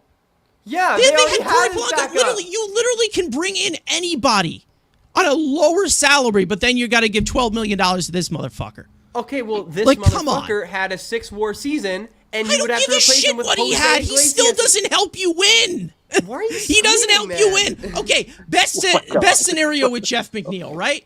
Right now, he's hitting singles. He's hitting for batting average. He gets on base. Is he going to steal? No, he's just setting up the double play. He had 10 He steals plays last year. defense. He plays above average defense at second base. Not anymore. Doesn't do that anymore. But what I'm saying, if he plays above average, the way you're trying to sell me with Jeff McNeil, he plays above average defense at second base. Good. Great. Do you even need that much range at second base? It literally can just be the shortest guy on the fucking team. It's a middle infield position. He's not going to play third base. You're not going to put him at shortstop. He's not going to play first base. You can't put him in a power position. So that versatility means absolutely nothing. You can get that versatility anywhere. I could get the same production that Jeff McNeil is giving me from Jeremiah Jackson in Double-A Binghamton. He is a 500 OPS in Double-A, and he's like 26. So does Jeff McNeil. Okay, that's what I mean. Okay. What he provides to a winning baseball team is nothing. So why would you pay him like he's going to? I think the problem is that I think you're putting hindsight. The problem into is this Jeff too McNeil. Much. Jeff McNeil was anything but a problem. It was everything but a problem 2 years ago. He was. When McNeil was out of the lineup in 2022, this team did not hit. I remember the team was not the same whenever Jeff was not in the lineup. He was a huge part of the roster. He was impeccably consistent besides the 2021 season. His lowest WRC plus was 131 besides that season. You have to take into context that. And he was an incredibly valuable player. And hindsight, I'm yes, not it was going wrong to because send him. I'm not going to because the reason as to why I say that is the Mets just had way too many of these types of players that continue to just be one base outcomes. He just constantly continues to clog up the works that way. Okay, but the production he was giving you, like, you also got him at extremely under, like, WAR value, his contract. Should we blame, like, I know this hasn't worked out, but should we blame the Angels for giving Rendon after the season he came off of and he relatively wasn't getting up there in age? Like, it just hasn't worked out. It's kind of that simple. Like, there's contracts like that where it just doesn't work out, where at the time, I get it, but I'm talking about the principle involved here, okay? The principle involved is they're saying Jeff McNeil should have been a priority over anything that Alonso did for this team. In 2023, they said he's the priority. They signed him. I also can add into another unconventional thing that they did as well. Carson, he wasn't the He's priority. getting over triple the amount. It's not as simple as that. It's not. And we don't know that because if McNeil got $50 million and Pete rejected over $150 million, but what I'm saying is they didn't even approach Alonso with anything. How the fuck do you know that? You just saw that they offered him a contract. They just told you they offered him a contract this offseason when all the damage is already done. How do you know they didn't try to offer him a contract? I've been telling you this for years, and you're saying, "Oh, why would you bat the arbiters?" I told you this 2 weeks ago about Pete. I've been saying for years about Pete that they should extend him before they even approached Jeff McNeil. I've been telling you that. Pete Alonso had a career year in 2019. Again, that's water under the bridge because the Bullpens were here. Again, that's a different story. I get that. But why is Jeff McNeil the priority? I told you once Cohen got here, they should have extended Pete Alonso. I said that. I agree with that. Yes, absolutely. But they didn't do it. And it's not because of Jeff. It's because Pete is just a different player. But why was Jeff a priority, though? Why was Jeff off a 6 WAR season, Carson? Exactly. He had a 6 WAR season. Yeah, going into his 30s, right? As a batting title, as an outdated hitter, that does not help you win. Carson, he was a top 15 player in all of baseball in 2022. No, he was not. He was. He may be a top 15 second baseman. Dude, you have to be more objective. He hasn't been a good player in a long time. They got tricked.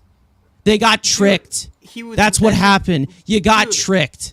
Look, you have to be more objective about this, man. Like, I can't be objective about this because this guy's been a pain in the ass for 4 years. Okay, but dude, like, the guy has been a complete pain in the ass. I personally, I don't understand why you're comparing him to Pete's contract. I'm not comparing him to Pete's contract. I'm not talking about that. What I'm saying did it not come out of your mouth where you said that we prioritized him over Pete?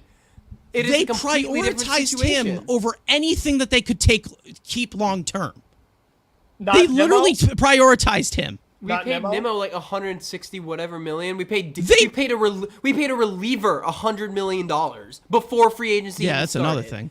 Well, what did prevent them from, though? That's what I'm confused about. I'm not saying it prevented, but why are you looking at a second baseman as a long-term piece? Because why? He's going to replace him. He's one of the team's best hitters despite the position. And he was playing the outfield a lot more often that year. And he was more of a utility guy that year. Now, with this current team, he's not. I could have told you he was gonna suck. I could have told you that. Okay, but do you think he didn't play well in 2022? Is that what you're saying? Because you're saying he's been a pain in the ass. I'm not saying that. I'm saying he played well. Why are you saying 4 years if he was good in 2022? Because he got lucky. Okay. So let's say, all right, I'll give you a perfect example. So, like, all right, Carson, wait for this. Let me give you a hypothetical. When David Freese won World Series MVP for the St. Louis Cardinals, but then he was never the same player. But would you be okay with that? That you won the World Series, even though it was just the one time the guy was good, but he might have got lucky? Is that okay? Okay, Frank. Or does it not matter because he just got lucky, and it's not sustainable and it didn't work out? Allow me to put a wrench in that comparison. Where's my ring? But again, if a guy is doing well, and like I don't understand if he's lucky or not lucky, the fact that the guy did well for your team, helped your team win, even though they didn't go far, it wasn't just because of Jeff McNeil. And that's why Billy Epler is not working in baseball right now, because he doesn't know how to project shit. That's why. He doesn't know how to apply to any talent. That's why. McNeil You think had that David Stearns, him coming off a batting title, David Stearns would have done the same thing? An actual smart executive? He was in Milwaukee. I don't know. I don't know what he would have done. Milwaukee. Look. McNeil had 2,039 plate appearances entering 2023. He was a 130 bat. That is why we extended him. That's why. You're acting like that's not very replaceable in the short term. Who was going to give you that production at second? Yes, it is replaceable because there's guys with actual tools that can provide things to help you win games. I don't give a shit about their statistical, biblical features. Carson, who was that going to be in the short term? Who was that going to be? Literally, I literally could have went to the supermarket and bought one. I'm not even joking. Exiting 2022, who could have done what Jeff McNeil was doing? Who could you have relied upon to give you that production? To replace him? Put out context of how he's played. Who would you have brought in instead? It's a question. Again, literally any minor leaguer. Dude! Any minor leaguer. To give you a 5-win season? What? 130 bat? What? To give me power. 2,000 plate appearances, To give me speed. To give me actual positional versatility, not fake positional versatility. Dude, he plays to give me a strong arm. To give me all of these tools. He's replaceable. He's always been the most replaceable guy on this team. He had one of the strongest second base arms in 2022, by the way. Again, for what reason? Why was this guy made a priority? Because of winning a batting title. Because look where that's gotten you. Quite frankly. Look where you got that. Look where that got you. I'm not going to sign back Pete. Where has his 50 home runs gotten us? And again, that's another point. I haven't been on the give Pete Alonso train anything he wants after the season he's had so far. I haven't been on that either. McNeil. I mean, was come a on. glue for this Like, team are we really actually going to say that Jeff McNeil was going to be a contributor going forward? Yes, I think it would be very reasonable to project that. Considering that projections think he still is a good player. Yeah. Projections think McNeil is still good. He is a 117 steamer right now. Like, so clearly, like, I don't think McNeil.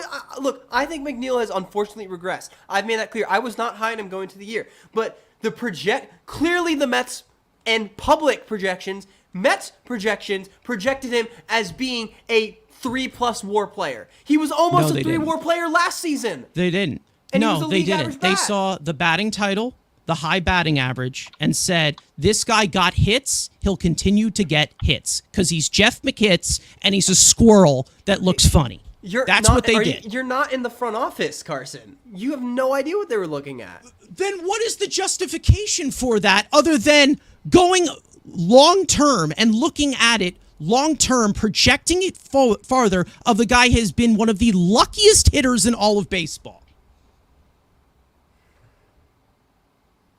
Like, this is what I mean. They just enabled Jeff McNeil. That's all they have done. And now, going into 2024, you now have an actual manager. You have a general manager who's not stupid. And now they're holding him accountable of something that should have been done I respect years your ago. opinion. I disagree with you, as I've made clear. I agree that Jeff is not a solution anymore, unfortunately. I respect your opinion, but I completely disagree with it. That's okay, so what did it block though? That's where I'm getting so caught. I'm not saying it blocked. I'm talking about the philosophy of the team. So then why are you so worried about the past? I'm talking about the philosophy of the team. Because the past determines the future of what you can project. But like you said, it's different management now. So they had dummies back then. They don't have them anymore. It's like it's over. They made a mistake. James McCann, they made a mistake, and they just DFA'd him. Like no, Narvaez. They're going to do the same with Jeff. If they just DFA Jeff, pay him off, and say goodbye, he's done. Yeah, your hands are clean. I know, but what I'm saying is you got tricked. Okay, and He then got tricked. And then when Jet Williams isn't hitting home runs, are you going to keep doing this? No, because Jet Williams actually has tools, unlike Jeff McNeil. All right. Like what? Like seriously, what the hell does this guy even do at his best right now? Right In his now, mid-30s. right now, okay, we agree with that. Right now, I just told you he doesn't do anything. But before, he did things. Now he doesn't do anything. You sure? The fact that his defense is totally gone and his offense got wiped in half. Again, and in a I'm talking 2-year about span sustainability. is What the hell did he not- do in the nobody- postseason? Come on. What the hell did he do in the postseason? Nothing. He was one of the worst hitters on the entire team. Dude, he had the biggest hit of the entire series. He had the biggest hit in the entire series. No, he did not. They were winning at that point. He literally had a sub 500 OPS in that series. Garbage. So did the And rest- not to mention, when I say this over and over and over again, the postseason, the only thing that matters is results. That's it. That's the only thing that matters. So he didn't get it. Not built for the postseason. And then they said, let's double down. Let's bring this entire team back. And that includes Jeff McNeil. So because of a Who's an 3-game outdated sample, garbage hit. should we move on to Pete? Andrew, Yeah. would you like to add? Yeah, I just want to I'll let whatever the hell that was. That was amazing. All I'm just saying, the 130 bats and the replacement, you could have just signed Brandon Drury and got an extra 60 homers. But I'm just gonna end it there. Just gonna leave it there, and then let's get to Pete Alonso wherever we're going next. Just that. We could get to Pete Alonso as well. Just But want to throw that out there. yeah, I know. But what I'm saying is, this guy has not been a Brandon Drury has actual- a 34 WRC plus. This right now. season, yes, and Jeff McNeil's got the same thing. But I'm not there's a talking 130 about. I'm yeah. not talking about hindsight. I'm not even talking about hindsight because I've literally talked about this already. Again, Jeff McNeil, like we've said, if he's not at that 300 mark, he is a useless player. He is a useless player. Okay? There's nothing that he actually does that makes an actual impact on a winning team. Like, what exactly does Jeff McNeil do these days? Nothing. What was he even doing when he was at his best? Again, He was getting you singles. At the time, he was one of the best defensive second basemen in the league in 2020. Do I give a shit, though? That's the problem. Do Do I care, though? Oh my god, I don't know what you want anymore because you're saying that You want don't tools. need much range for second base. I could be the best second baseman defensively in the league. No, you're kind of tough. Again, it's not a valuable position. And they said that this has value because his batting average was high 1 year. That's simple. Oh god, we're gonna Pete Alonso. And now it's Jesus finally falling down. Now everybody realizes So- Jeff McNeil is All right. not a good Well, baseball why player. doesn't It DJ took Stewart- 4 wait, fucking Carson, years. wait a second. Finally, Wait a second. the last horses crossed the fucking finish Why line. doesn't DJ Stewart play second base? Since the defense doesn't matter at all, anyone can play second base, right? I'm not saying the defense doesn't matter at all, but what I'm saying is defense is not valued as much at second base. Well, if you're saying Put that Mark you can Vientos play there. second base, then what you're telling me is that DJ Stewart can play second base. And we Yeah, can have over offense. Jeff McNeil, yes, if he's a better Then why hitter, don't they do yes. it? I'll Why put don't him they do there. it? Why don't they do it? Because Jeff McNeil's here forever and he's a hometown Jeff sweetheart. McNeil We is love sitting for him. Jose Iglesias. Jeff McNeil is about to get DFA'd. Why doesn't DJ Stewart play second base? Jeff McNeil's not going to get DFA'd. He's going to be here forever. All right, we'll see about that. He's going to get DFA'd this year. I'm sure. Yeah, I'd love to see that. Yeah, He will. I'd love to see the Mets actually DFA him. He Yeah. will. He'll be Yeah, gone. all right. I don't see that, to be honest. This Oh, year, okay. maybe next year, though. I mean, the point is, Frank, you picked a shitty player. That's what happened. All right? He's All right. just not good. Listen, it happens. He's not. I agree with you. He's not having a good year this year. It's over. Like they're in a bad situation now. That's it. Yeah, I know, but what I'm saying is that this has been the case for a long time. Again, that's where I disagree with you. In 2022, he was good. So I don't know what your long time thing is coming from. 2022, he was good. So it's not a Yeah, long time. and it was not going to sustain to shit. And has it? No. And then not to mention everybody else in that lineup too. They've been shit ever since as well. They have declined as well. Like Pete Alonso, he hasn't really been himself from 2022, has he? No, he hasn't been completely himself. He's been still giving you the numbers he usually gives you, but he still hasn't been fully himself. Peak Alonso. Jeff McNeil, whether he was good in 2022, just like the Twins did it, they should have traded him. They should have traded him. And we talked about this before. They should have traded him. They didn't. Again, the 2022 team, again, like I've established over and over again, got lucky. They got lucky. They did. And whether you want to say if it's an excuse or not, Jeff McNeil is one of the main reasons as to why. It was a stupid decision. Again, I'm not saying the contract's bad, but what I'm saying is it's a stupid decision to prioritize the second baseman and keep him long term. That's stupid. It really is. Because any team could trade a batting champion. Any team. The Twins did it. Then the Marlins did it with the same goddamn player. Yeah, but okay, The Marlins but are like awful though. The Marlins are worse than us. So are the Mets. The Mets are awful too. What have they won? Nothing. They won the exact same amount as the Marlins in the last 10 years. You're going off of how the Twins are this model organization. Have they gotten past the first round that you could play? The Mets haven't done either. Yeah, but they're in the playoffs every year. Are the Mets? They're in the horrible division. Horrible division. But they're in the playoffs every single year. They don't have a million other problems like the one the Mets do. The Mets have more problems than Jeff McNeil. Yeah, and one of those problems could have been solved with a Pablo Lopez type of arm in exchange for Jeff McNeil, but no, they instead said, you know what, here's $50 million, Jeff. Go batting average the ball because you know how to batting average. Again, that's how it is. All right, Pete Alonso, trade rumors. They have definitely been heating up recently. As for... Oh, this is a fucking episode. Jesus. As per John Heyman of the New York Post, who's basically been a Boris mouthpiece, but these are some talking points that I obviously want to get into. Now, let's look at the rumor mill going on here of the Mets' kind of plan going forward as to the trade deadline.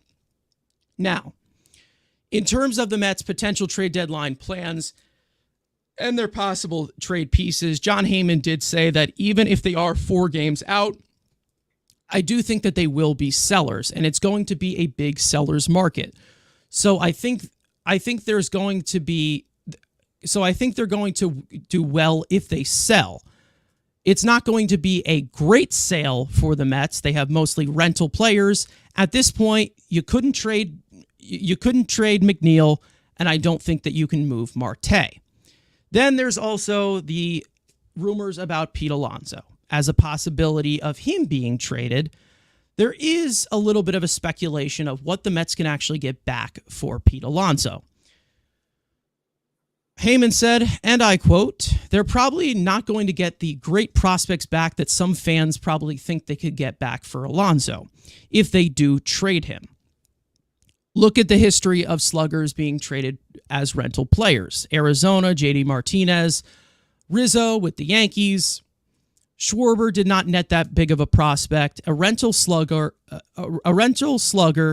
even one as great as Alonso, will not get you a haul back." Now, I think that the current situation with Alonso will continue to be in limbo until August 1st, because we don't know what his future is going to be here, whether they keep him long-term or whether they don't. I've always been under the impression of let's see what happens. Wait and see. Let's see what happens. I'm hoping that Pete Alonso becomes that guy that we do extend long-term because I know what he is at his best. Right now, I'm looking at it as, this is just my opinion, and I'm going to put it out here, and then you guys can discuss it as you will. I'm at this current point where the Mets are in limbo. Pete Alonso is in limbo. I'm in limbo with this right now. I personally don't care if they let him walk or if he stays. I don't care what happens. I just don't. And I understand that we've said who's going to provide that power. Who's going to be the first baseman. You hope Vientos can do that, but you don't know if he will. to be honest, at this point, I've looked at it as you're not going to compete with the Phillies or Braves for about 3 or 4 years. So do they even need to replace him right now when there's already so many problems internally that they need to fix? So right now, I personally don't care what happens. Maybe it does change eventually. Maybe he gets on a hot streak. Maybe he carries us to, the third wild card spot, and we're having a different conversation. But I think that the Pete Alonso situation, as we've continued to see him produce little signs of him maybe slowing down, I think that it will continue to be a fluid situation. Andrew, I will go to you first. How do you feel about the return of Pete Alonso? Do you even care if it's a big level of return? Would you keep him long-term in situations? Like, what are you thinking after what John Heyman kind of said right now on June 6th, 2024? Well, if anyone's watched this show, since the last trade deadline, I would have listened on Pete Alonso. Here's my deal. If this team, again, this isn't a fugazi, you beat the Nationals, and let's say we get swept by Philly and get back to playing how we are, you cannot let him walk for nothing, for one asset. You would get a comp pick because you'd obviously qualify. That's one asset. If somebody's offering you on August 1st at $358, you can get more than one asset, he needs to go. Yes, the fan base wants him re-signed, but again, would I hate to sign him? No. Do I have my risk because I've seen better first basemen go to free agency, get big contracts, and a third of the way through the contract they suck? Yeah.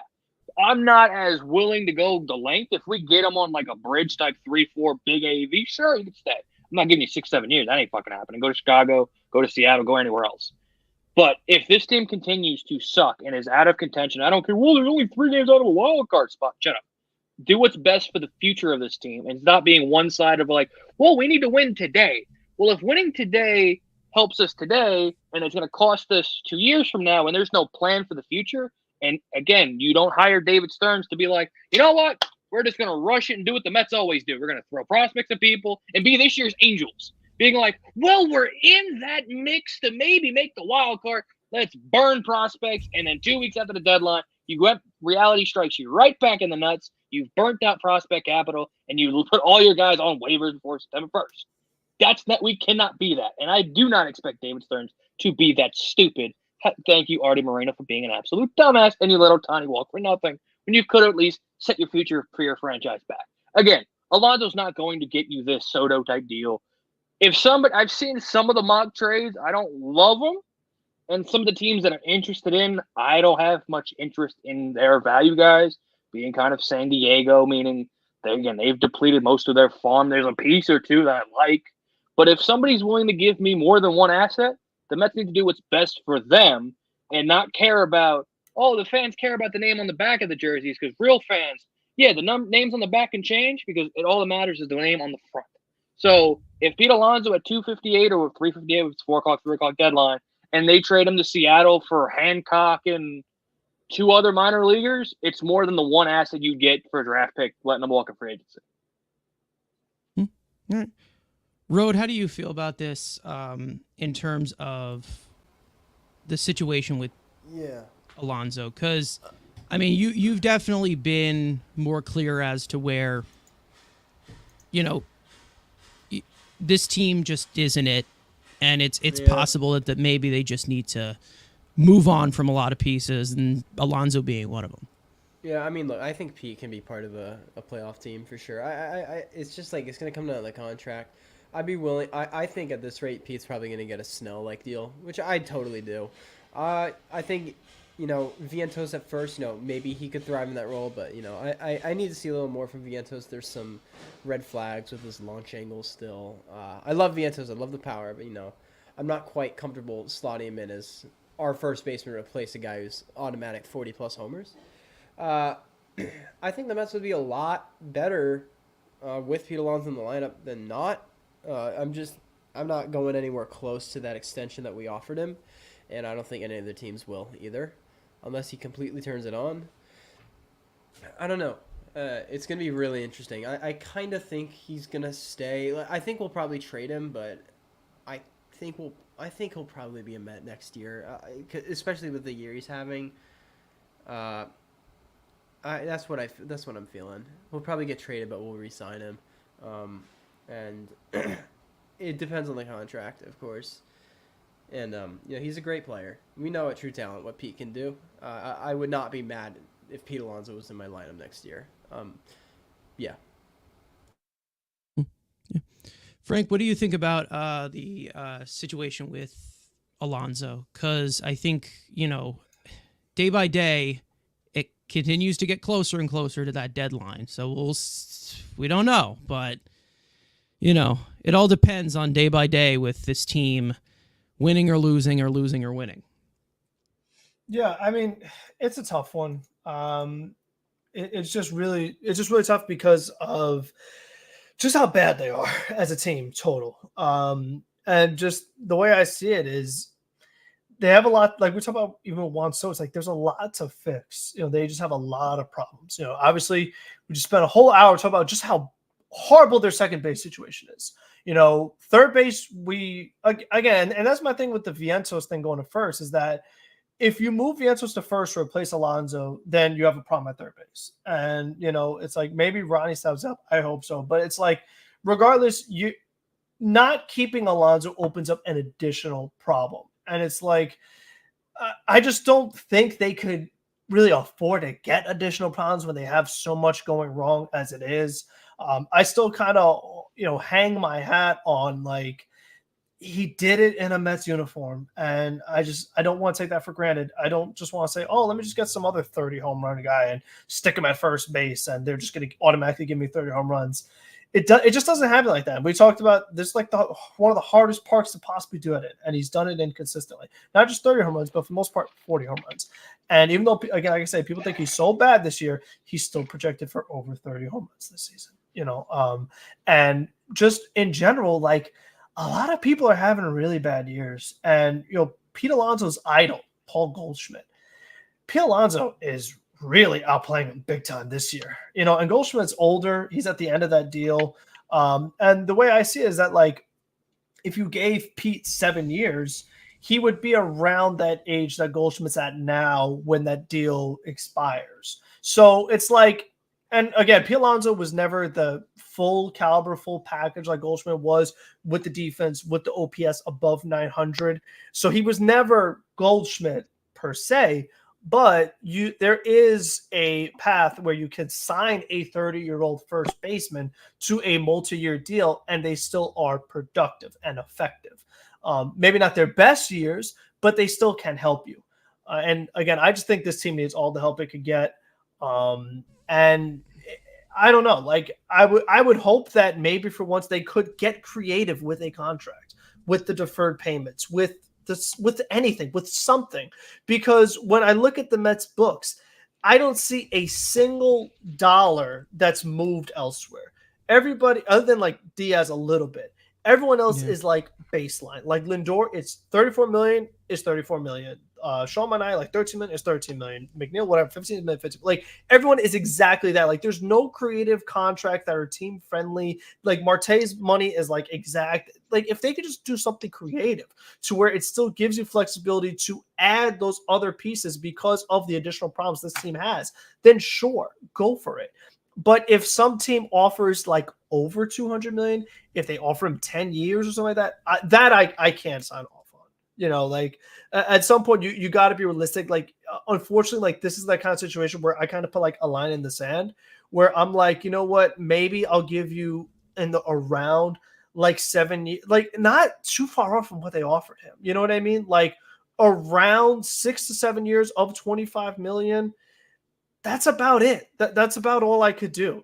I can't go above 30 million when it's like, even though he does provide a lot of power, that's all he provides, and it is at first base. He's not giving me big time speed. He's not giving me big time defense. He's not giving me high on base percentage. And again, the OPS, it's not above 900 right now. He's under 800 on his OPS. So it's like, we're really, really looking at mostly just home runs. And obviously the RBIs in the past have been phenomenal, but this year I don't totally put that on him. The team has been bad in general. He hasn't had as many opportunities, batting second, blah, blah, blah, all those different things. So I don't know. I mean, the package, if you're not going to get anything great, it's hard to say do it. You know, I mean, I don't know. I just see the scenarios where it's like, I don't see how they're a better team without him. You know, is ultimately what it comes down to. I don't see that scenario. If all of a sudden, like a bunch of, I don't know. I just don't see it. That's a good point. It is a good point. I think even when I look at what they have internally, it's like, okay, I'm looking at Jed, I'm looking at Luis Angel, I'm looking at Drew. It's like, could Clifford be that? Maybe, this is the but point. It's like, this is the point where I get to it, and I think that Andrew would probably agree with me here. Yes, I think that one of the main thoughts at the beginning here was that if you let Pete Alonso go in this time frame of 2025, who's gonna replace that power? Who's gonna replace him in that lineup? Like, who out there is available? Who is the Matt Olson? Who is the Freddie Freeman to replace him? Now, and I think that this is where Andrew would really agree.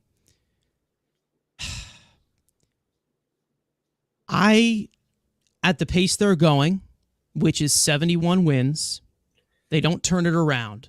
At current face value,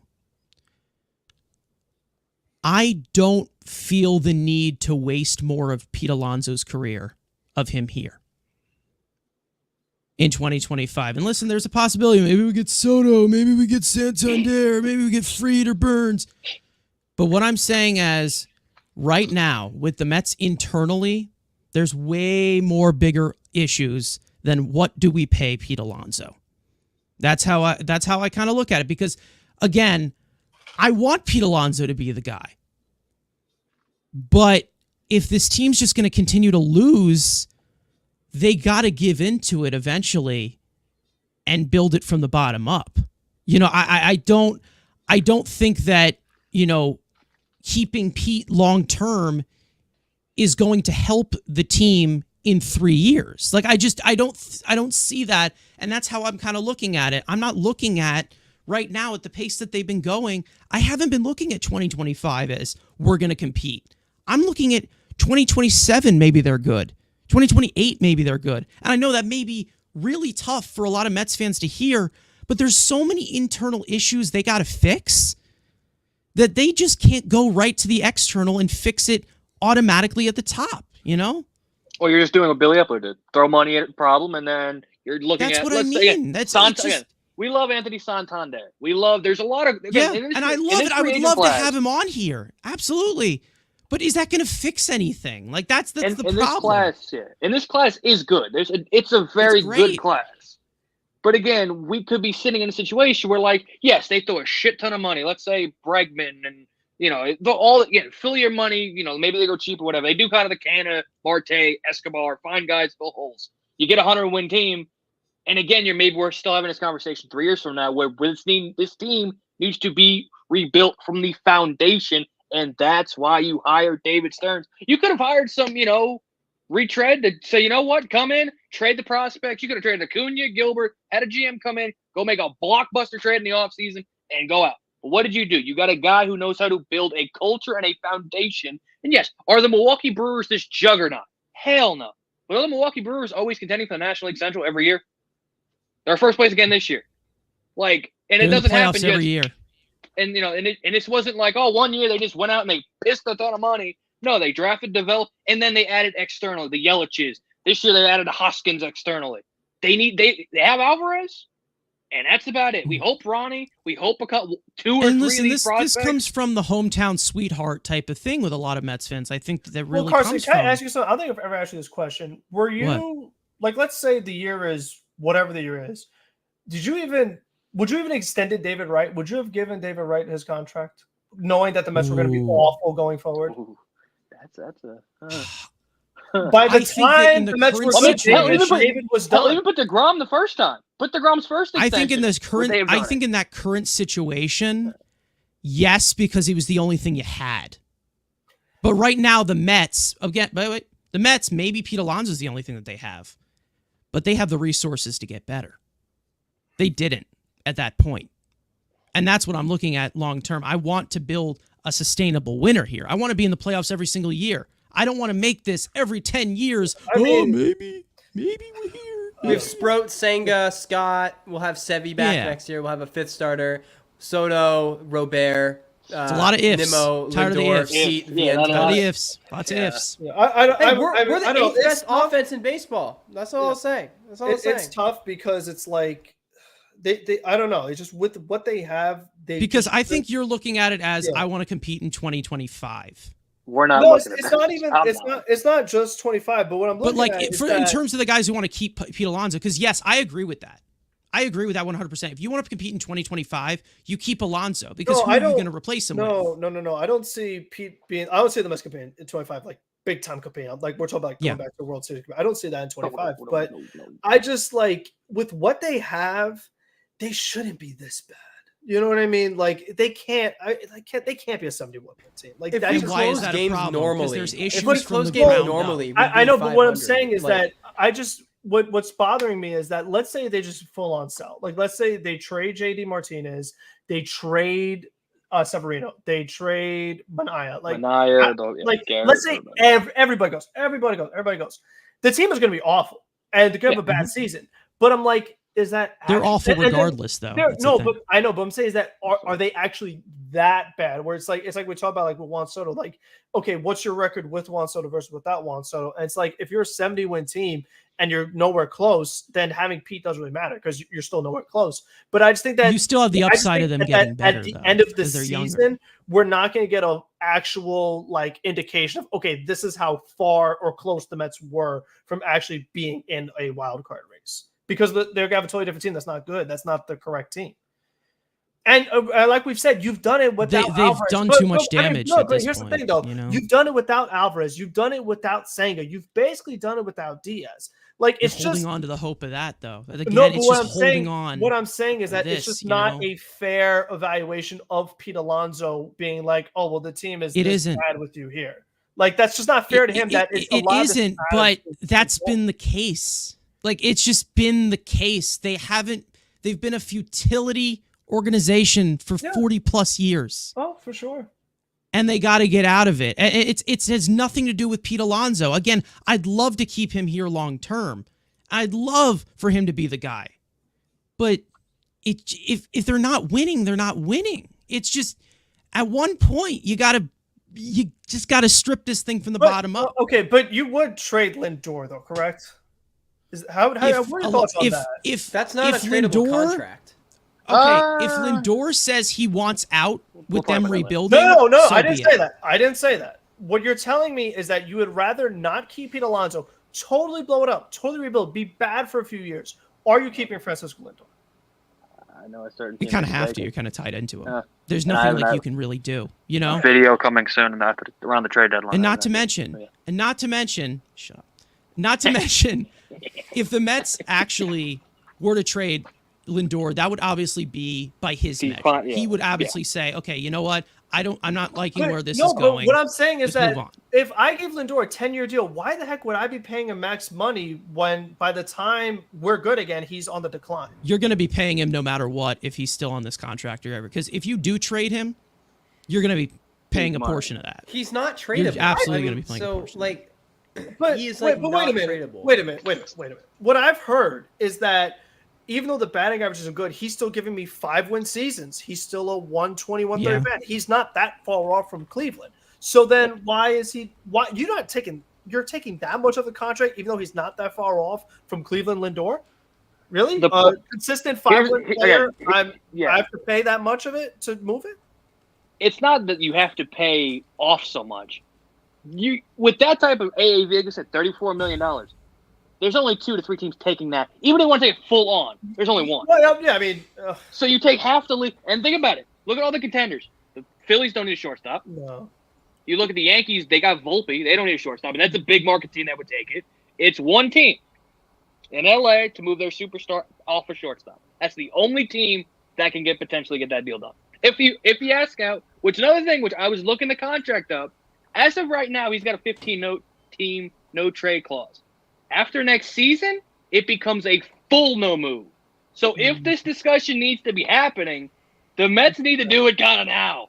Because in 2026, I believe, it becomes a full Lindor has full control. As of now, it's a 15. And that's what I mean. And that's what I mean, because he has the no interesting trade clause. That's an It interesting would have to be by the words of Lindor. Again. I don't get trading Lindor. I think I don't know. Trading I think Lindor again, the it's core the group- complete blow up. Because again, But that's what we're saying though. That if Yeah. you're getting I'm rid of again, I'm Alonso, fine. I don't think that's if necessary. you're getting rid of Alonso and you need to go full blow up, I would do, and that is something I would put on the table. Is it possible? I would- think Dodgers the only team, but I would put on the table. Everybody, Nemo He too. might leave anyway, though. So why is trading him like a full blow up? Like we can still re-sign him. Because it's The turning thing one is asset that- into two or multiple assets. If you're only getting a draft pick for him, you trade him. The you get thing multiple is assets. that I'm not kind of right thing. now at the pace that they're going. Again, it could change. Like I said, it's very fluid. Yeah. We could win 10 in a row. Who knows? Who knows? But what I'm saying is, at the pace that they are going right now, I'm not looking at free agency as a priority for 2025. There's not. Well, I'm looking at it. Why would you look at Tucker for 26 if he's older? I wouldn't even look Like- at Tucker either. I'm not even looking at that right now. I'm looking I'm at not You even guys, well, I don't know what to say because how can you not look at those? all. players? Like, What I'm looking at is more. I of a big get 1 wanting year. to look at those That's all, players, yeah. but it goes way beyond just we plugging have in a Lindor, need. we have Nimmo, we have Alvarez, we have pieces. It's One not winning going to take. season. It's You gonna just, take- one- yeah, yeah, you one just winning gave me, season. You just gave me 3. You need a 26-man roster. Man Yeah, roster, well, too. most of the roster is coming off the books. You can replace those players. You know that, right? But let me and ask getting you, older what- and continuing to what get Billy older. as well, Epler which I'm did, talking about. spending the money, not bringing any depth. You want to do that again? Dude, you wanna do that again? Juan Soto's 25 years old. It's I get it. Like, he's not I get a it, but 40-year-old you think he's looking pitcher. at this situation again? Like I said, is this an appealable? Let's make this again. You got to fix Appealable. this internally first. This is a lot. This problem is a lot deeper than I thought it would be going into the season. It really is. Dude, So- no matter what, half the team's coming off the books after this year. So if we were good, I bet we're having a discussion about free agency, about who we should get, when pretty much the entire team would Maybe. probably be gone regardless. It doesn't matter. But is my right point. now, they're 8 It games doesn't under matter. 500. That doesn't know? matter though, because whether we're good or bad, everyone's coming off the books. So just I operate the get way it, you but would do you want to if you're trying spend to money compete. again? You're spending money on a 25-year-old, Carson. You're not spending money You're on not a guaranteed to 40-year-old. get him though. and you're not No, guaranteed. I guaranteed know, to get but I'm talking So- hypotheticals. Like, it is I get not an irresponsible signing whatsoever. It is a smart signing. And we're not saying that. We're saying, yeah, you can pay Soto. It's that meme of having a Lamborghini in the ghetto. Cool. You got a Lambo. Is it though? There's nothing Like, else is around. it? You're getting another If year you older. get and- Pete back, if you have Lindor and Nimmo locked in, if you get Pete back, That's a you lot have of ifs. Alvarez. That's an Vientos if. is playing great. There is a scenario. There is easily a scenario. Like, I disagree. I disagree. Again, that's a I lot think of it'd ifs. be irresponsible. If to we not get Soto, go if Alonso gets back, if this, if you know, Vientos yes, keeps well, this going, well, if I don't- Alvarez we is have staying, the money to like, do all that. The only Yankees. but the only if is Soto, because again, I think Alonso wants to stay. That's more up to the Mets than up to Pete. The Soto thing is more, I think, more up to Soto. I think the Mets thing, like Alonso, that's more up to the Mets. The Soto thing is more up to Soto. That's kind of where I'm I'm just looking at the future of this team, and I don't think it's even fair to Pete to just waste even more years of his prime. I think our here rotation's in at a the great trajectory place that- for the future. trajectory they're going. I think the lineup is easily fixable. I think we have a $100 million closer who should be pitching well, but he isn't. But But there's it's also very easy to build a bullpen. getting it to that $100 million closer and a bunch of prospects who are suspect. but and then in the rotation. and then there's also Done a it bunch of with. prospects who have not panned out Done it. at all, and they've underachieved. Like Okay, so then what's the point of making smart science and developing your farm system if you're assuming your prospects aren't going to work? Because we're becoming the Milwaukee Brewers. We're not touching free agency until this team is built first. So anybody the next 2 years, we're not thinking about it.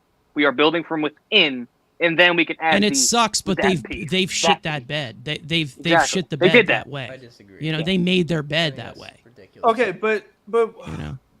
so I don't know, because then what you're saying is, but the way to build from within is also tanking. is tanking, which means losing a ton. Which again, means trading Lindor, everyone. because Yeah. you have to, if you're going to tank and say, And I if he want the wants top out, pick in the draft, he'll get out.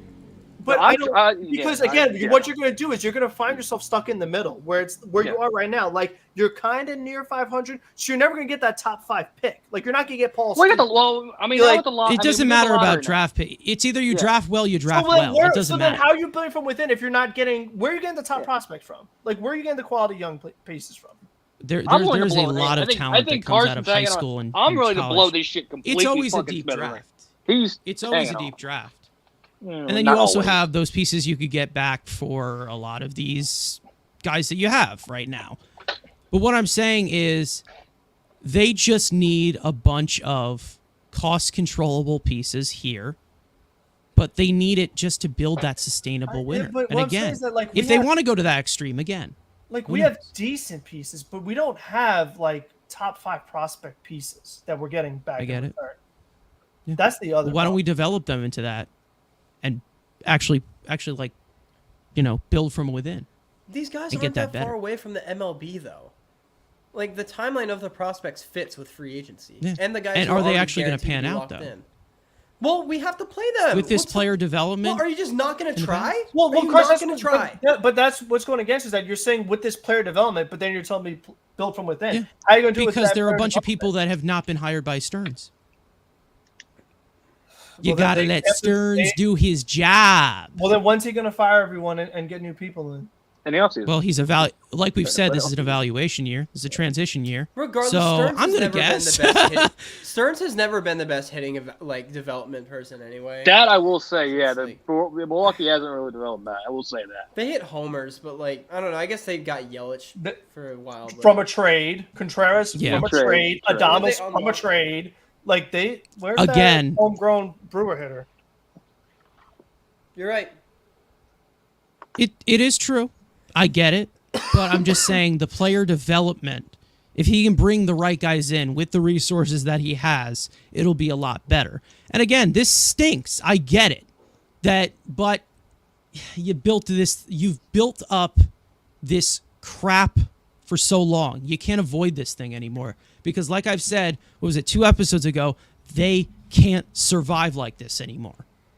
They just can't. And whether, survival comes with Pete Alonso not being here, whether it comes with trading Lindor, it's going to happen because they need to get this thing right. The only way to get it right is to get to the bare root of it. Andrew, anything you want to add? And then we'll get to studs Where and would duds. We'll this get out team of be here. if they actually did sign Carlos Correa and they had another? That's a fucking great Oh, what God. if. And they Oh, actually Lord. had another $300 million And I mean, contract if- on the books on a guy who's not playing well. I mean, What would they have actually done? Oh God. Mm. Ugh. And they probably would have traded Mhm. both Beatty and Ventos. Again, They and would- they've dodged a they would lot have of bullets, but and they've taken a lot of Yamamoto- them too. Well, Yamamoto, they also Gabriel Mendes. They also offered Yamamoto $300 million. Like if Yamamoto took that deal and it's like Yeah. you have another, and again, their record would be That's a better, long-term be building not- block, though. not that Right. much better, but it'd be better with Yamamoto. But still, you'd be under 500 with another $300 million contract. And yet, on again, top. you can play those what ifs, Jesus. but I'm tired of those what ifs. That's what I mean. Like, oh, well, we didn't sign this guy. We didn't get this guy. Why don't we just develop our own talent? Well, then Let's you're just saying- develop our own I'm- talent at well, this I'm point. telling you that the way to do it, the way smart teams do it, is they do both free agency and prospects and the farm. Yeah, and we system. did that. No, we did. We did not that. on the right players though. Like not on. I've gone over this too many times. Like, what is the point? I get it. It's not the right We players, have but it so happened. many near MLB ready prospects. Why not surround them with good free agency signings, not impulsive, bad contracts? Why don't we surround them with signings that actually fit our long-term plan? Well, the only way That's to get what them you do. here is to overpay them. You got the Okay, state you- income tax. You got the fact that the Mets That's aren't really factor. a appealable place. Pressure. The pressure as well. The New York media. It's a hard sell. And you got another Yeah, option. So they need to take Yeah, the step, exactly. the You got step your back option to be across like, town, the Dodgers. yeah. Good players The want other to go to team good across teams. town is Jesus. the glorious Yankees for so The long. glorious. Who that guy you love is absolutely becoming the face of that franchise and taking Aaron Judge and making him relevant. It's kind of funny. Soto's coming to make Judge like irrelevant. I do find that funny. Judge Like, is this like is- Like this is that was better. Judge is Judge's the best team. hitter in all of baseball, but Judge is the best hitter since Barry Bonds. This version of Judge. The Immortal Phillies, they only have 2 homegrown guys in their lineup, so. yeah, but they've actually spent their money correctly. I disagree. I disagree with that. I just think it's worked out. Like, they just built the team for Well, the again, they brought home run hitters in a home run hitters ballpark. Are not contracts I would personally give out. Oh no! They're overpays, but they got home run hitters in a home run hitters ballpark. We have home run hitters. We're 8th in homers. That's still funny. That's still fun. That's still fun. That's the funniest stat ever. It's so funny to me. Hey, the top 10 in homers. The Mets are a power hitting team. Okay. Yeah. Well, again, we have 2 homers less than the Phillies. 2. The Phillies and the Rangers are guys actually, signing guys that are actually sustainable and going to be good for a long time.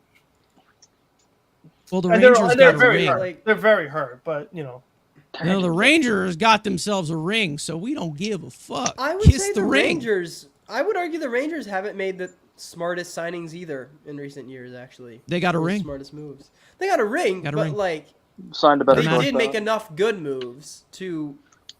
Well, they had I understand not getting a. I understand like a sustainable winner, but I think we have a lot of young talent. There is young talent. There's a lot of young talent in the system that's near MLB ready. I just don't know why you wouldn't go after these guys. I think they fit the plan. I don't know. I feel like they're in at the trajectory where they got to strip this thing down. And it's not just like, oh, let's get rid of this guy and replace him with this guy. It's got to go deeper and deeper than that. What would you do? Andrew, anything? I mean, I'm just... Is it bad of me that I wish Alonso was a free agent last year? Because this would have solved so many fucking issues.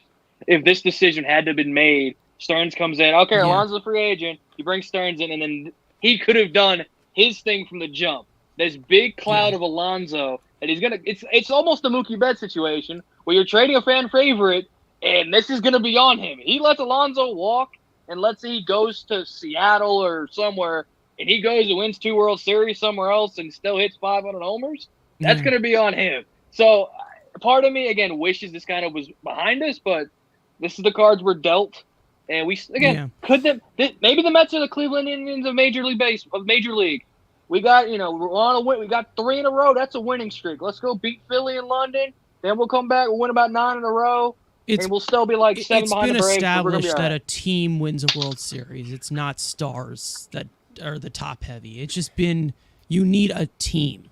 Travis Jankowski was valuable for the Rangers. What? Why would the Mets, for example, what in 4 years, what makes them more a team in 4 years than potentially next year if they make good more flexibility, cost controllable pieces, young talent, seeing what the prospects were, seeing the prospects in the major league before and then they have a billion prospects, and then they can see which one is an actual asset to the franchise long term. Okay, but why not bring in free agents? They can trade a few of them to try to compete. You can do both. The best teams do I get both. you can do both, but the Mets have proven that they can't. Well, again, we compete. This is a new regime. regime. 3rd in division every year. The guys who made those moves for 22 are every year is a new regime, so that's nothing different. I mean, every year, who's gonna be the GM? Who's the manager? I mean, it's just like at one point you got to tear the thing down and build it from the bottom up, so these stupid things don't happen every single year. This is not an ordinary baseball team. This isn't. They just never have been. Every year there's always a problem. And let me I don't think this, because there's a comment in the comments, I forget who it was. I don't think this needs to be at Baltimore. Because you have Cohen, you don't have to suck for 10 years. Yeah. I think you suck 2 to 3 years. You get 3 top 10, top 5 picks. Then you can, again, like Rode is saying, you can surplus it from free agency. Andrew, what about the passionate New York fans who are going to die in 2 years? Go watch the Yankees. 95% of New Yorkers are Yankee fans anyway. Who the hell cares? It does, especially with Cohen. When rebuilding this team with that owner, they have the resources to do a rebuild. Exactly. So I will sacrifice 2 years God forbid, Frank's been here since the dinosaurs. I'm 23. Carson's 16. You know, it's okay. I can waste 2 more years of my life. I might be dead, but you know what? I'd sacrifice it. If 10 years of consistent good baseball, I'll sacrifice 2 years of going back and watching Luke Ritter play every day. Because you've already sacrificed it trying. Right. Well, how about this? Would you rather have 1 year where you win the World Series and the rest of them you're bad, or 10 years of the Milwaukee Brewers where you're in the You already playoffs, got that in over? '86. That's what I'm saying. What would you rather have? I'd absolutely want the World Series title, but they're going to get it. And Again, again, these are hypotheticals. there's no the Mets in guarantee. hypothetical situations are Michael Jordan. They're the There's no greatest of all guarantee, time. But when you're spending, you have a better chance of reaching the top compared to just being the Brewers, just being in the middle all the time. You're in the playoffs, but you don't go anywhere. But they haven't proved that they can do that. They haven't proved that they can be like, Mets, okay, we're going to spend money, we're going to spend the it World right. Series more recently than the Brewers have. And they've been technically the Yankees too. And they had a lot of in organizational problems that didn't keep them a sustainable winner because everybody kept on getting hurt. They had a bunch of cultural issues. They had a meddling front office. Hired a And drunk. they weren't able to continue. Pedophile. What else happened in that time frame? Anybody else? It's just, anything else? No. you know, like the spending money to make money type of thing. The Mets have not been able to do something like that consistently. They haven't proven that they can do that. So why not try it a different route? Though, I've said this a billion times. The signings we made after 2021 and 2022, those are not signings we're going to continue to make. Okay, with half the payroll coming off, there's so much room to bring in actual good players. They haven't given me a reason as to why I should trust that, though. Okay, well, all you do is praise Stearns. Yeah, but you're saying Then why do you trust Stearns, and now I praise Stearns in terms of the player development of what he can actually do with this franchise. Well, I'm not he talking hasn't about developed the big many freak hitters years. in his career, so I get it, but what I'm saying is, if you want a sustainable organization, you can get that from David Stearns, but you have to let him do his job. And that's the problem with him being here, because he's going to have a lot of heat down his neck. If I have the richest owner in sports, I'm going to also try to bring in a 25-year-old superstar. I get it, but you already did that, who would and be you in his failed. prime when we're good. Like, But you already did it, and you already failed. what 25 When? superstar do we bring in?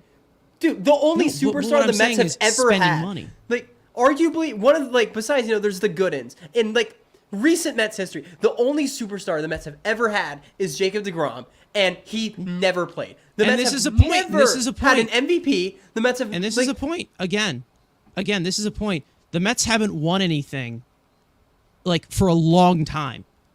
He says, yeah, okay, lose 2 to 3 years with Nimmo and Lindor. So We're dumb. not a team If they that want needs- out, so be it. There's no indication they want out. Yeah, I don't see That's them the all thing. Like, if they hate losing for 2 to 3 years and they want out, so be it. Okay, why are we just assuming we're going to lose for 2 to 3 more years when this year's team has no That's what impact I'm on next year's saying. team? But what I'm saying, if you do lose for 2 years, it helps Then you lose for 2 or 3 years and you keep selling at the deadline. You keep making Stearnsy moves until you're hopefully good. What? Like, the payroll situation we're in, we have the richest owner in sports. We are not one of the teams that needs to completely tank. We don't need to tank. I'm not to build a saying completely sustainable tank. winner. I'm saying But blow that's this what it- entire goddamn thing up because it's not working. Okay, well, would you trade Lindor and Nimmo? Would you trade them? Yes. I mean, I would. I'm not voluntarily trading them now. No. Mainly because I don't think that you can They're move gonna those be contracts. They're Oh. going to be here, and they're great players. Yeah. And Yep. there's a lot of stuff. Both of them are 2 players, but then you also have 24 other guys on this team that you need in order to win. Then That's what I build mean. that team. You have half the payroll coming off the books. You have a billion pitching prospects who I'm pretty confident in. You are too. Yeah.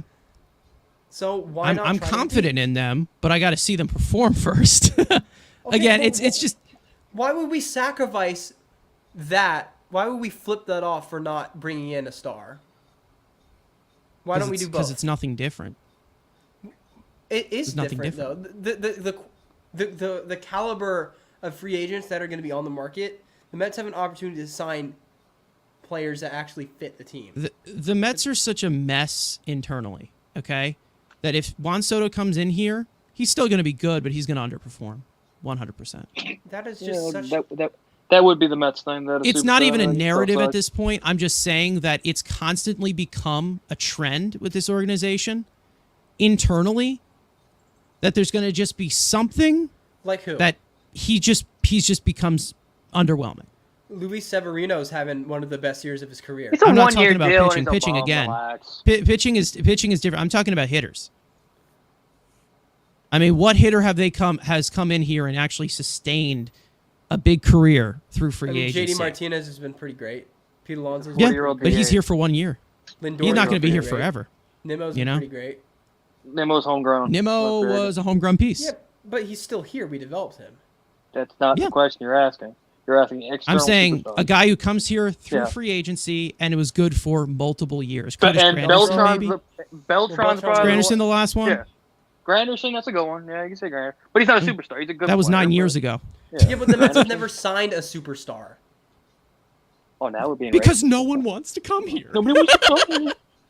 Because I can just go across Nobody town. wants me. We had zero financial. Nobody wants me. Dude, we had no financial resources to make something like that happen, though. I get Like, it. For so long in our history. I get it. Like, we have brought in, like I said before, Scherzer, Verlander, like, those were serious but- free agents at the time. Well, okay, Serious this is- reputations. They. Here's the one thing, and then we'll hopefully get the studs and duds because it's enough. Yoshi, didn't we offer more money to Yoshinobu Yamamoto? That's a superstar. No, we That's didn't. fair. Did we? It I was thought The we the offered exact same offer. The Dodgers same actually offer. was a bit And stronger. where did he go? Where there's more went to the consistent Dodgers. winning, and there's actually that they've built properly. Okay, They were this the makes same absolute contract, this though. makes absolutely no sense. This comment right here. The Mets are a mess, but they worship Stearns. The Mets are a mess because of the Mets. That's the mess they created. Stearns is just here. Stearns just got here. What has he done? What has he done that's so detrimental? He signed to Joey Stearns? Wendell. That He makes did no sign. sense. He did sign Did Joey sign Wendell. Joey Wendell. Beltran, 18 years ago when it was at its Olerud highest fr- peak. I wasn't Okay, born well, yet. tell- Tell me big hitters in recent memory who have fallen off a cliff when they went to the Mets. How much time do you got? How much time exactly? How Tell much me. time do we need? Let's see. Can you Starling think? Marte, Charlie Eduardo Martinez been Escobar. great this year offensively. 2 of the Yeah, 3 years but he's still a Martinez been here, he's been liability. a great hitter. He's still a Offensively, liability. absolutely not. Absolutely. Yes. Dude, he has a 120 WRC plus. How Oh, is that no, a we're liability? still- Danny has a WRC 120 WRC plus, plus, but he hits the yeah. ball into the ground a little too much, and he the doesn't lowest- steal. He does steal. He's for not some hitting second. for One much base power. outcome guy. No, He has the dude. He's Oh my not God. stealing. not He has the stealing. lowest ground ball rate of his career. I understand. I understand that, but again, You're he's telling getting a me lot of hitter single that- base outcomes. A hitter that has been good with the Mets. You're telling me has been bad, but he's been good. So I don't know what to tell you. Yeah, but 'Cause, he's you went declined as a player you went on because this they whole signed him tirade in his about McNeil. mid-30s. Like I don't know what to expect anymore. Like They signed him in his mid-30s, Yeah. so I agree they it's just a bad didn't know the contract, but sustainability. I agree it's a bad contract, but like that wasn't a smart move. First off, and second off, he's been fine offensively. You know what I'm saying, man? I get he's been fine offensively, but you're not getting the bang for your buck, though. That's the thing. Well, that's a result of just signing a 33-year-old outfielder, I think. There you go. But like, And you want to I do don't that, and you want to, and if you want to we spend that revived money Tommy Phanc's again, career. yeah. Yeah, And Lindor, listen, we that's brought what I in mean, Lindor, like- he's been pretty much the same player. Like since Lindor was a trade. okay, but we brought him in, and he didn't just fall off a cliff. You sure? I think he's the worst hitter in all of baseball. If you That's ask true. He Twitter. did have that first bad, horrific season. That was bad.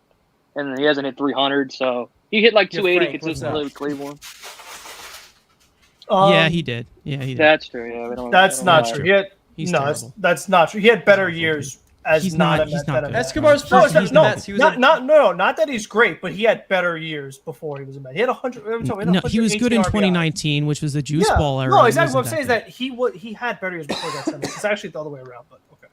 Okay, why did we got into this argument because we said that Soto would fall off a cliff if he got here, right? I'm not saying he would fall I off don't a think that's cliff. what would No, happen. I said that he would underperform. No, he would just get hurt all He would the time. No, underperform like, here. He would come in, he'd Yeah, have an can we just electric studs and April, duds? and then get hurt. So, yeah, that would Alright. be what happened. Oh, okay. Let's All get right, to so this, studs and team duds. Let's do this one real quick. One player that we like, one player that we dislike. Man, this one went completely over 2 hours. Andrew, I'll go to you. Stud of the week. Let's go with, again, the biggest surprise. Luis Torrens already has more homers than I feel like Tomas Nido's hit in the last 2 years. So, but no, Luis again, just to find at least Yeah, quality. Nito's been feedback. good, all right. Nito's been okay. He's all right. homered today. I do, but again, in a small sample, already showing some offense as a backup catcher. It's not bad. All right. Road, stud of the week. Lindor, my king. All right. Frank? Yeah, I'll take Severino. I think that was a really big start for him just to see a pitcher work deep into a ball game, low pitch count, rest up the bullpen that really needed it. So I'll give props to Severino. All right, I'm going to go with Jose Iglesias. I mean, he's been able to fill in a void that has been really, really tough, which we talked about for a long time. And listen, I think that, he's not a perfect player. He's not going to continue and keep this up. But he's definitely one of those role players that can help you win in the margins with his defense. And from the bottom of the lineup, he can definitely hit. He's not a complete zero on the board. Okay, let's get to the duds. Not many, because it was a good series, but there's some standouts that were not good. Frank, I'll go to you. Yeah, it's got to be Ottavino. I mean, he just continues to make things way more stressful than they need to be. And I just really worry about his role going forward as a guy who's going to be in high leverage situations when he really shouldn't. So, he's been bad, and I'm worried about how it's going to go for the rest of the year with him in that situation. All right. Andrew? I guess we'll double down. But again, like you said, there's just a heart attack every time he comes in, and he has to have Jake Diekman bail him out, who obviously had a little something last time. So I'll go Adam Ottavino. All right. Road? Duds? Honestly, shit, I don't know. Who's been hard bad when you're playing the lately? National. Exactly. Quintana. Did he pitch this series? I don't even know if he did. I mean, it does work. Right? It does count, yeah. Yeah. It doesn't count, but we'll take it. Yeah, the team's been I was a little disappointed with Tyler McGill, so I'm gonna give it to that. Getting out. All I can say is stuff wasn't as sharp. Use more cutters, man. Like, what the hell? I didn't understand the pitch usage that was going on with him. But other than that, I guess we'll give the final thoughts here. Going into London, as we have Darren, a big Mets fan. We know him. Big guy on social media. Hype for London. We're hyped as well. Hopefully we don't embarrass ourselves against the first place Phillies. But, now it's time to see what this team is made of, right? 3-game win streak. Frank, I'll go to you. Last thoughts. Yeah, I mean, last thoughts is, I hope that they can kind of use these 2 off days as a time to give that bullpen a little bit extra rest. This way, those guys can be effective. I hope to see like a little bit better version of Reed Garrett. Obviously, if Avila could be any better, that'd be nice. But you'll have Nunez rested, you'll have Danny Young rested. So this be a big series for them. Facing the Nationals is one thing, even though the record's better than ours. But now you're looking at the first place Phillies, different lineup. You're going to be facing Suarez. That's going to be a very tough matchup. But he is left-handed, so I feel like we're probably seeing Iglesias again. I don't know. So I think that's going to be very interesting, like this new lineup that they've been rolling out there against these lefties. I think facing Suarez will actually be more of a real test compared to Patrick Corbin and some of the other guys that we've seen. So I think this will give us a much better feel on if we've actually seen true improvement yet. Yeah, it'll prove a lot. Andrew? Yeah, again, Ranger Suarez has been a Cy Young candidate for the Phillies, but I think Sunday is definitely the most watched game. Jose Quintana versus Taijuan Walker in a ballpark where the ball absolutely fucking flies. Oh, if anyone's got the over-under in that game, just bet over on everything. Because that's going to be a fun home run derby at 11 o'clock in the morning. Wait, so we get to beat up on Taijuan Walker. And they get to beat up on Jose Quintana. In London? Yeah. In another? Wow. Let's go. Road? Yeah, this is a fun one. I think I'll just say play baseball. I think no matter what happens, you're in a position where you can get some really good assets at the deadline. If things go south, if we continue to play a bit better, maybe they can surprise us. We still got another month until it's really time to make the calls. Probably more than that. So let's just hope they can string together more wins. and LFGM. All right. So I'm going to my parting words are actually going to be the injury report here.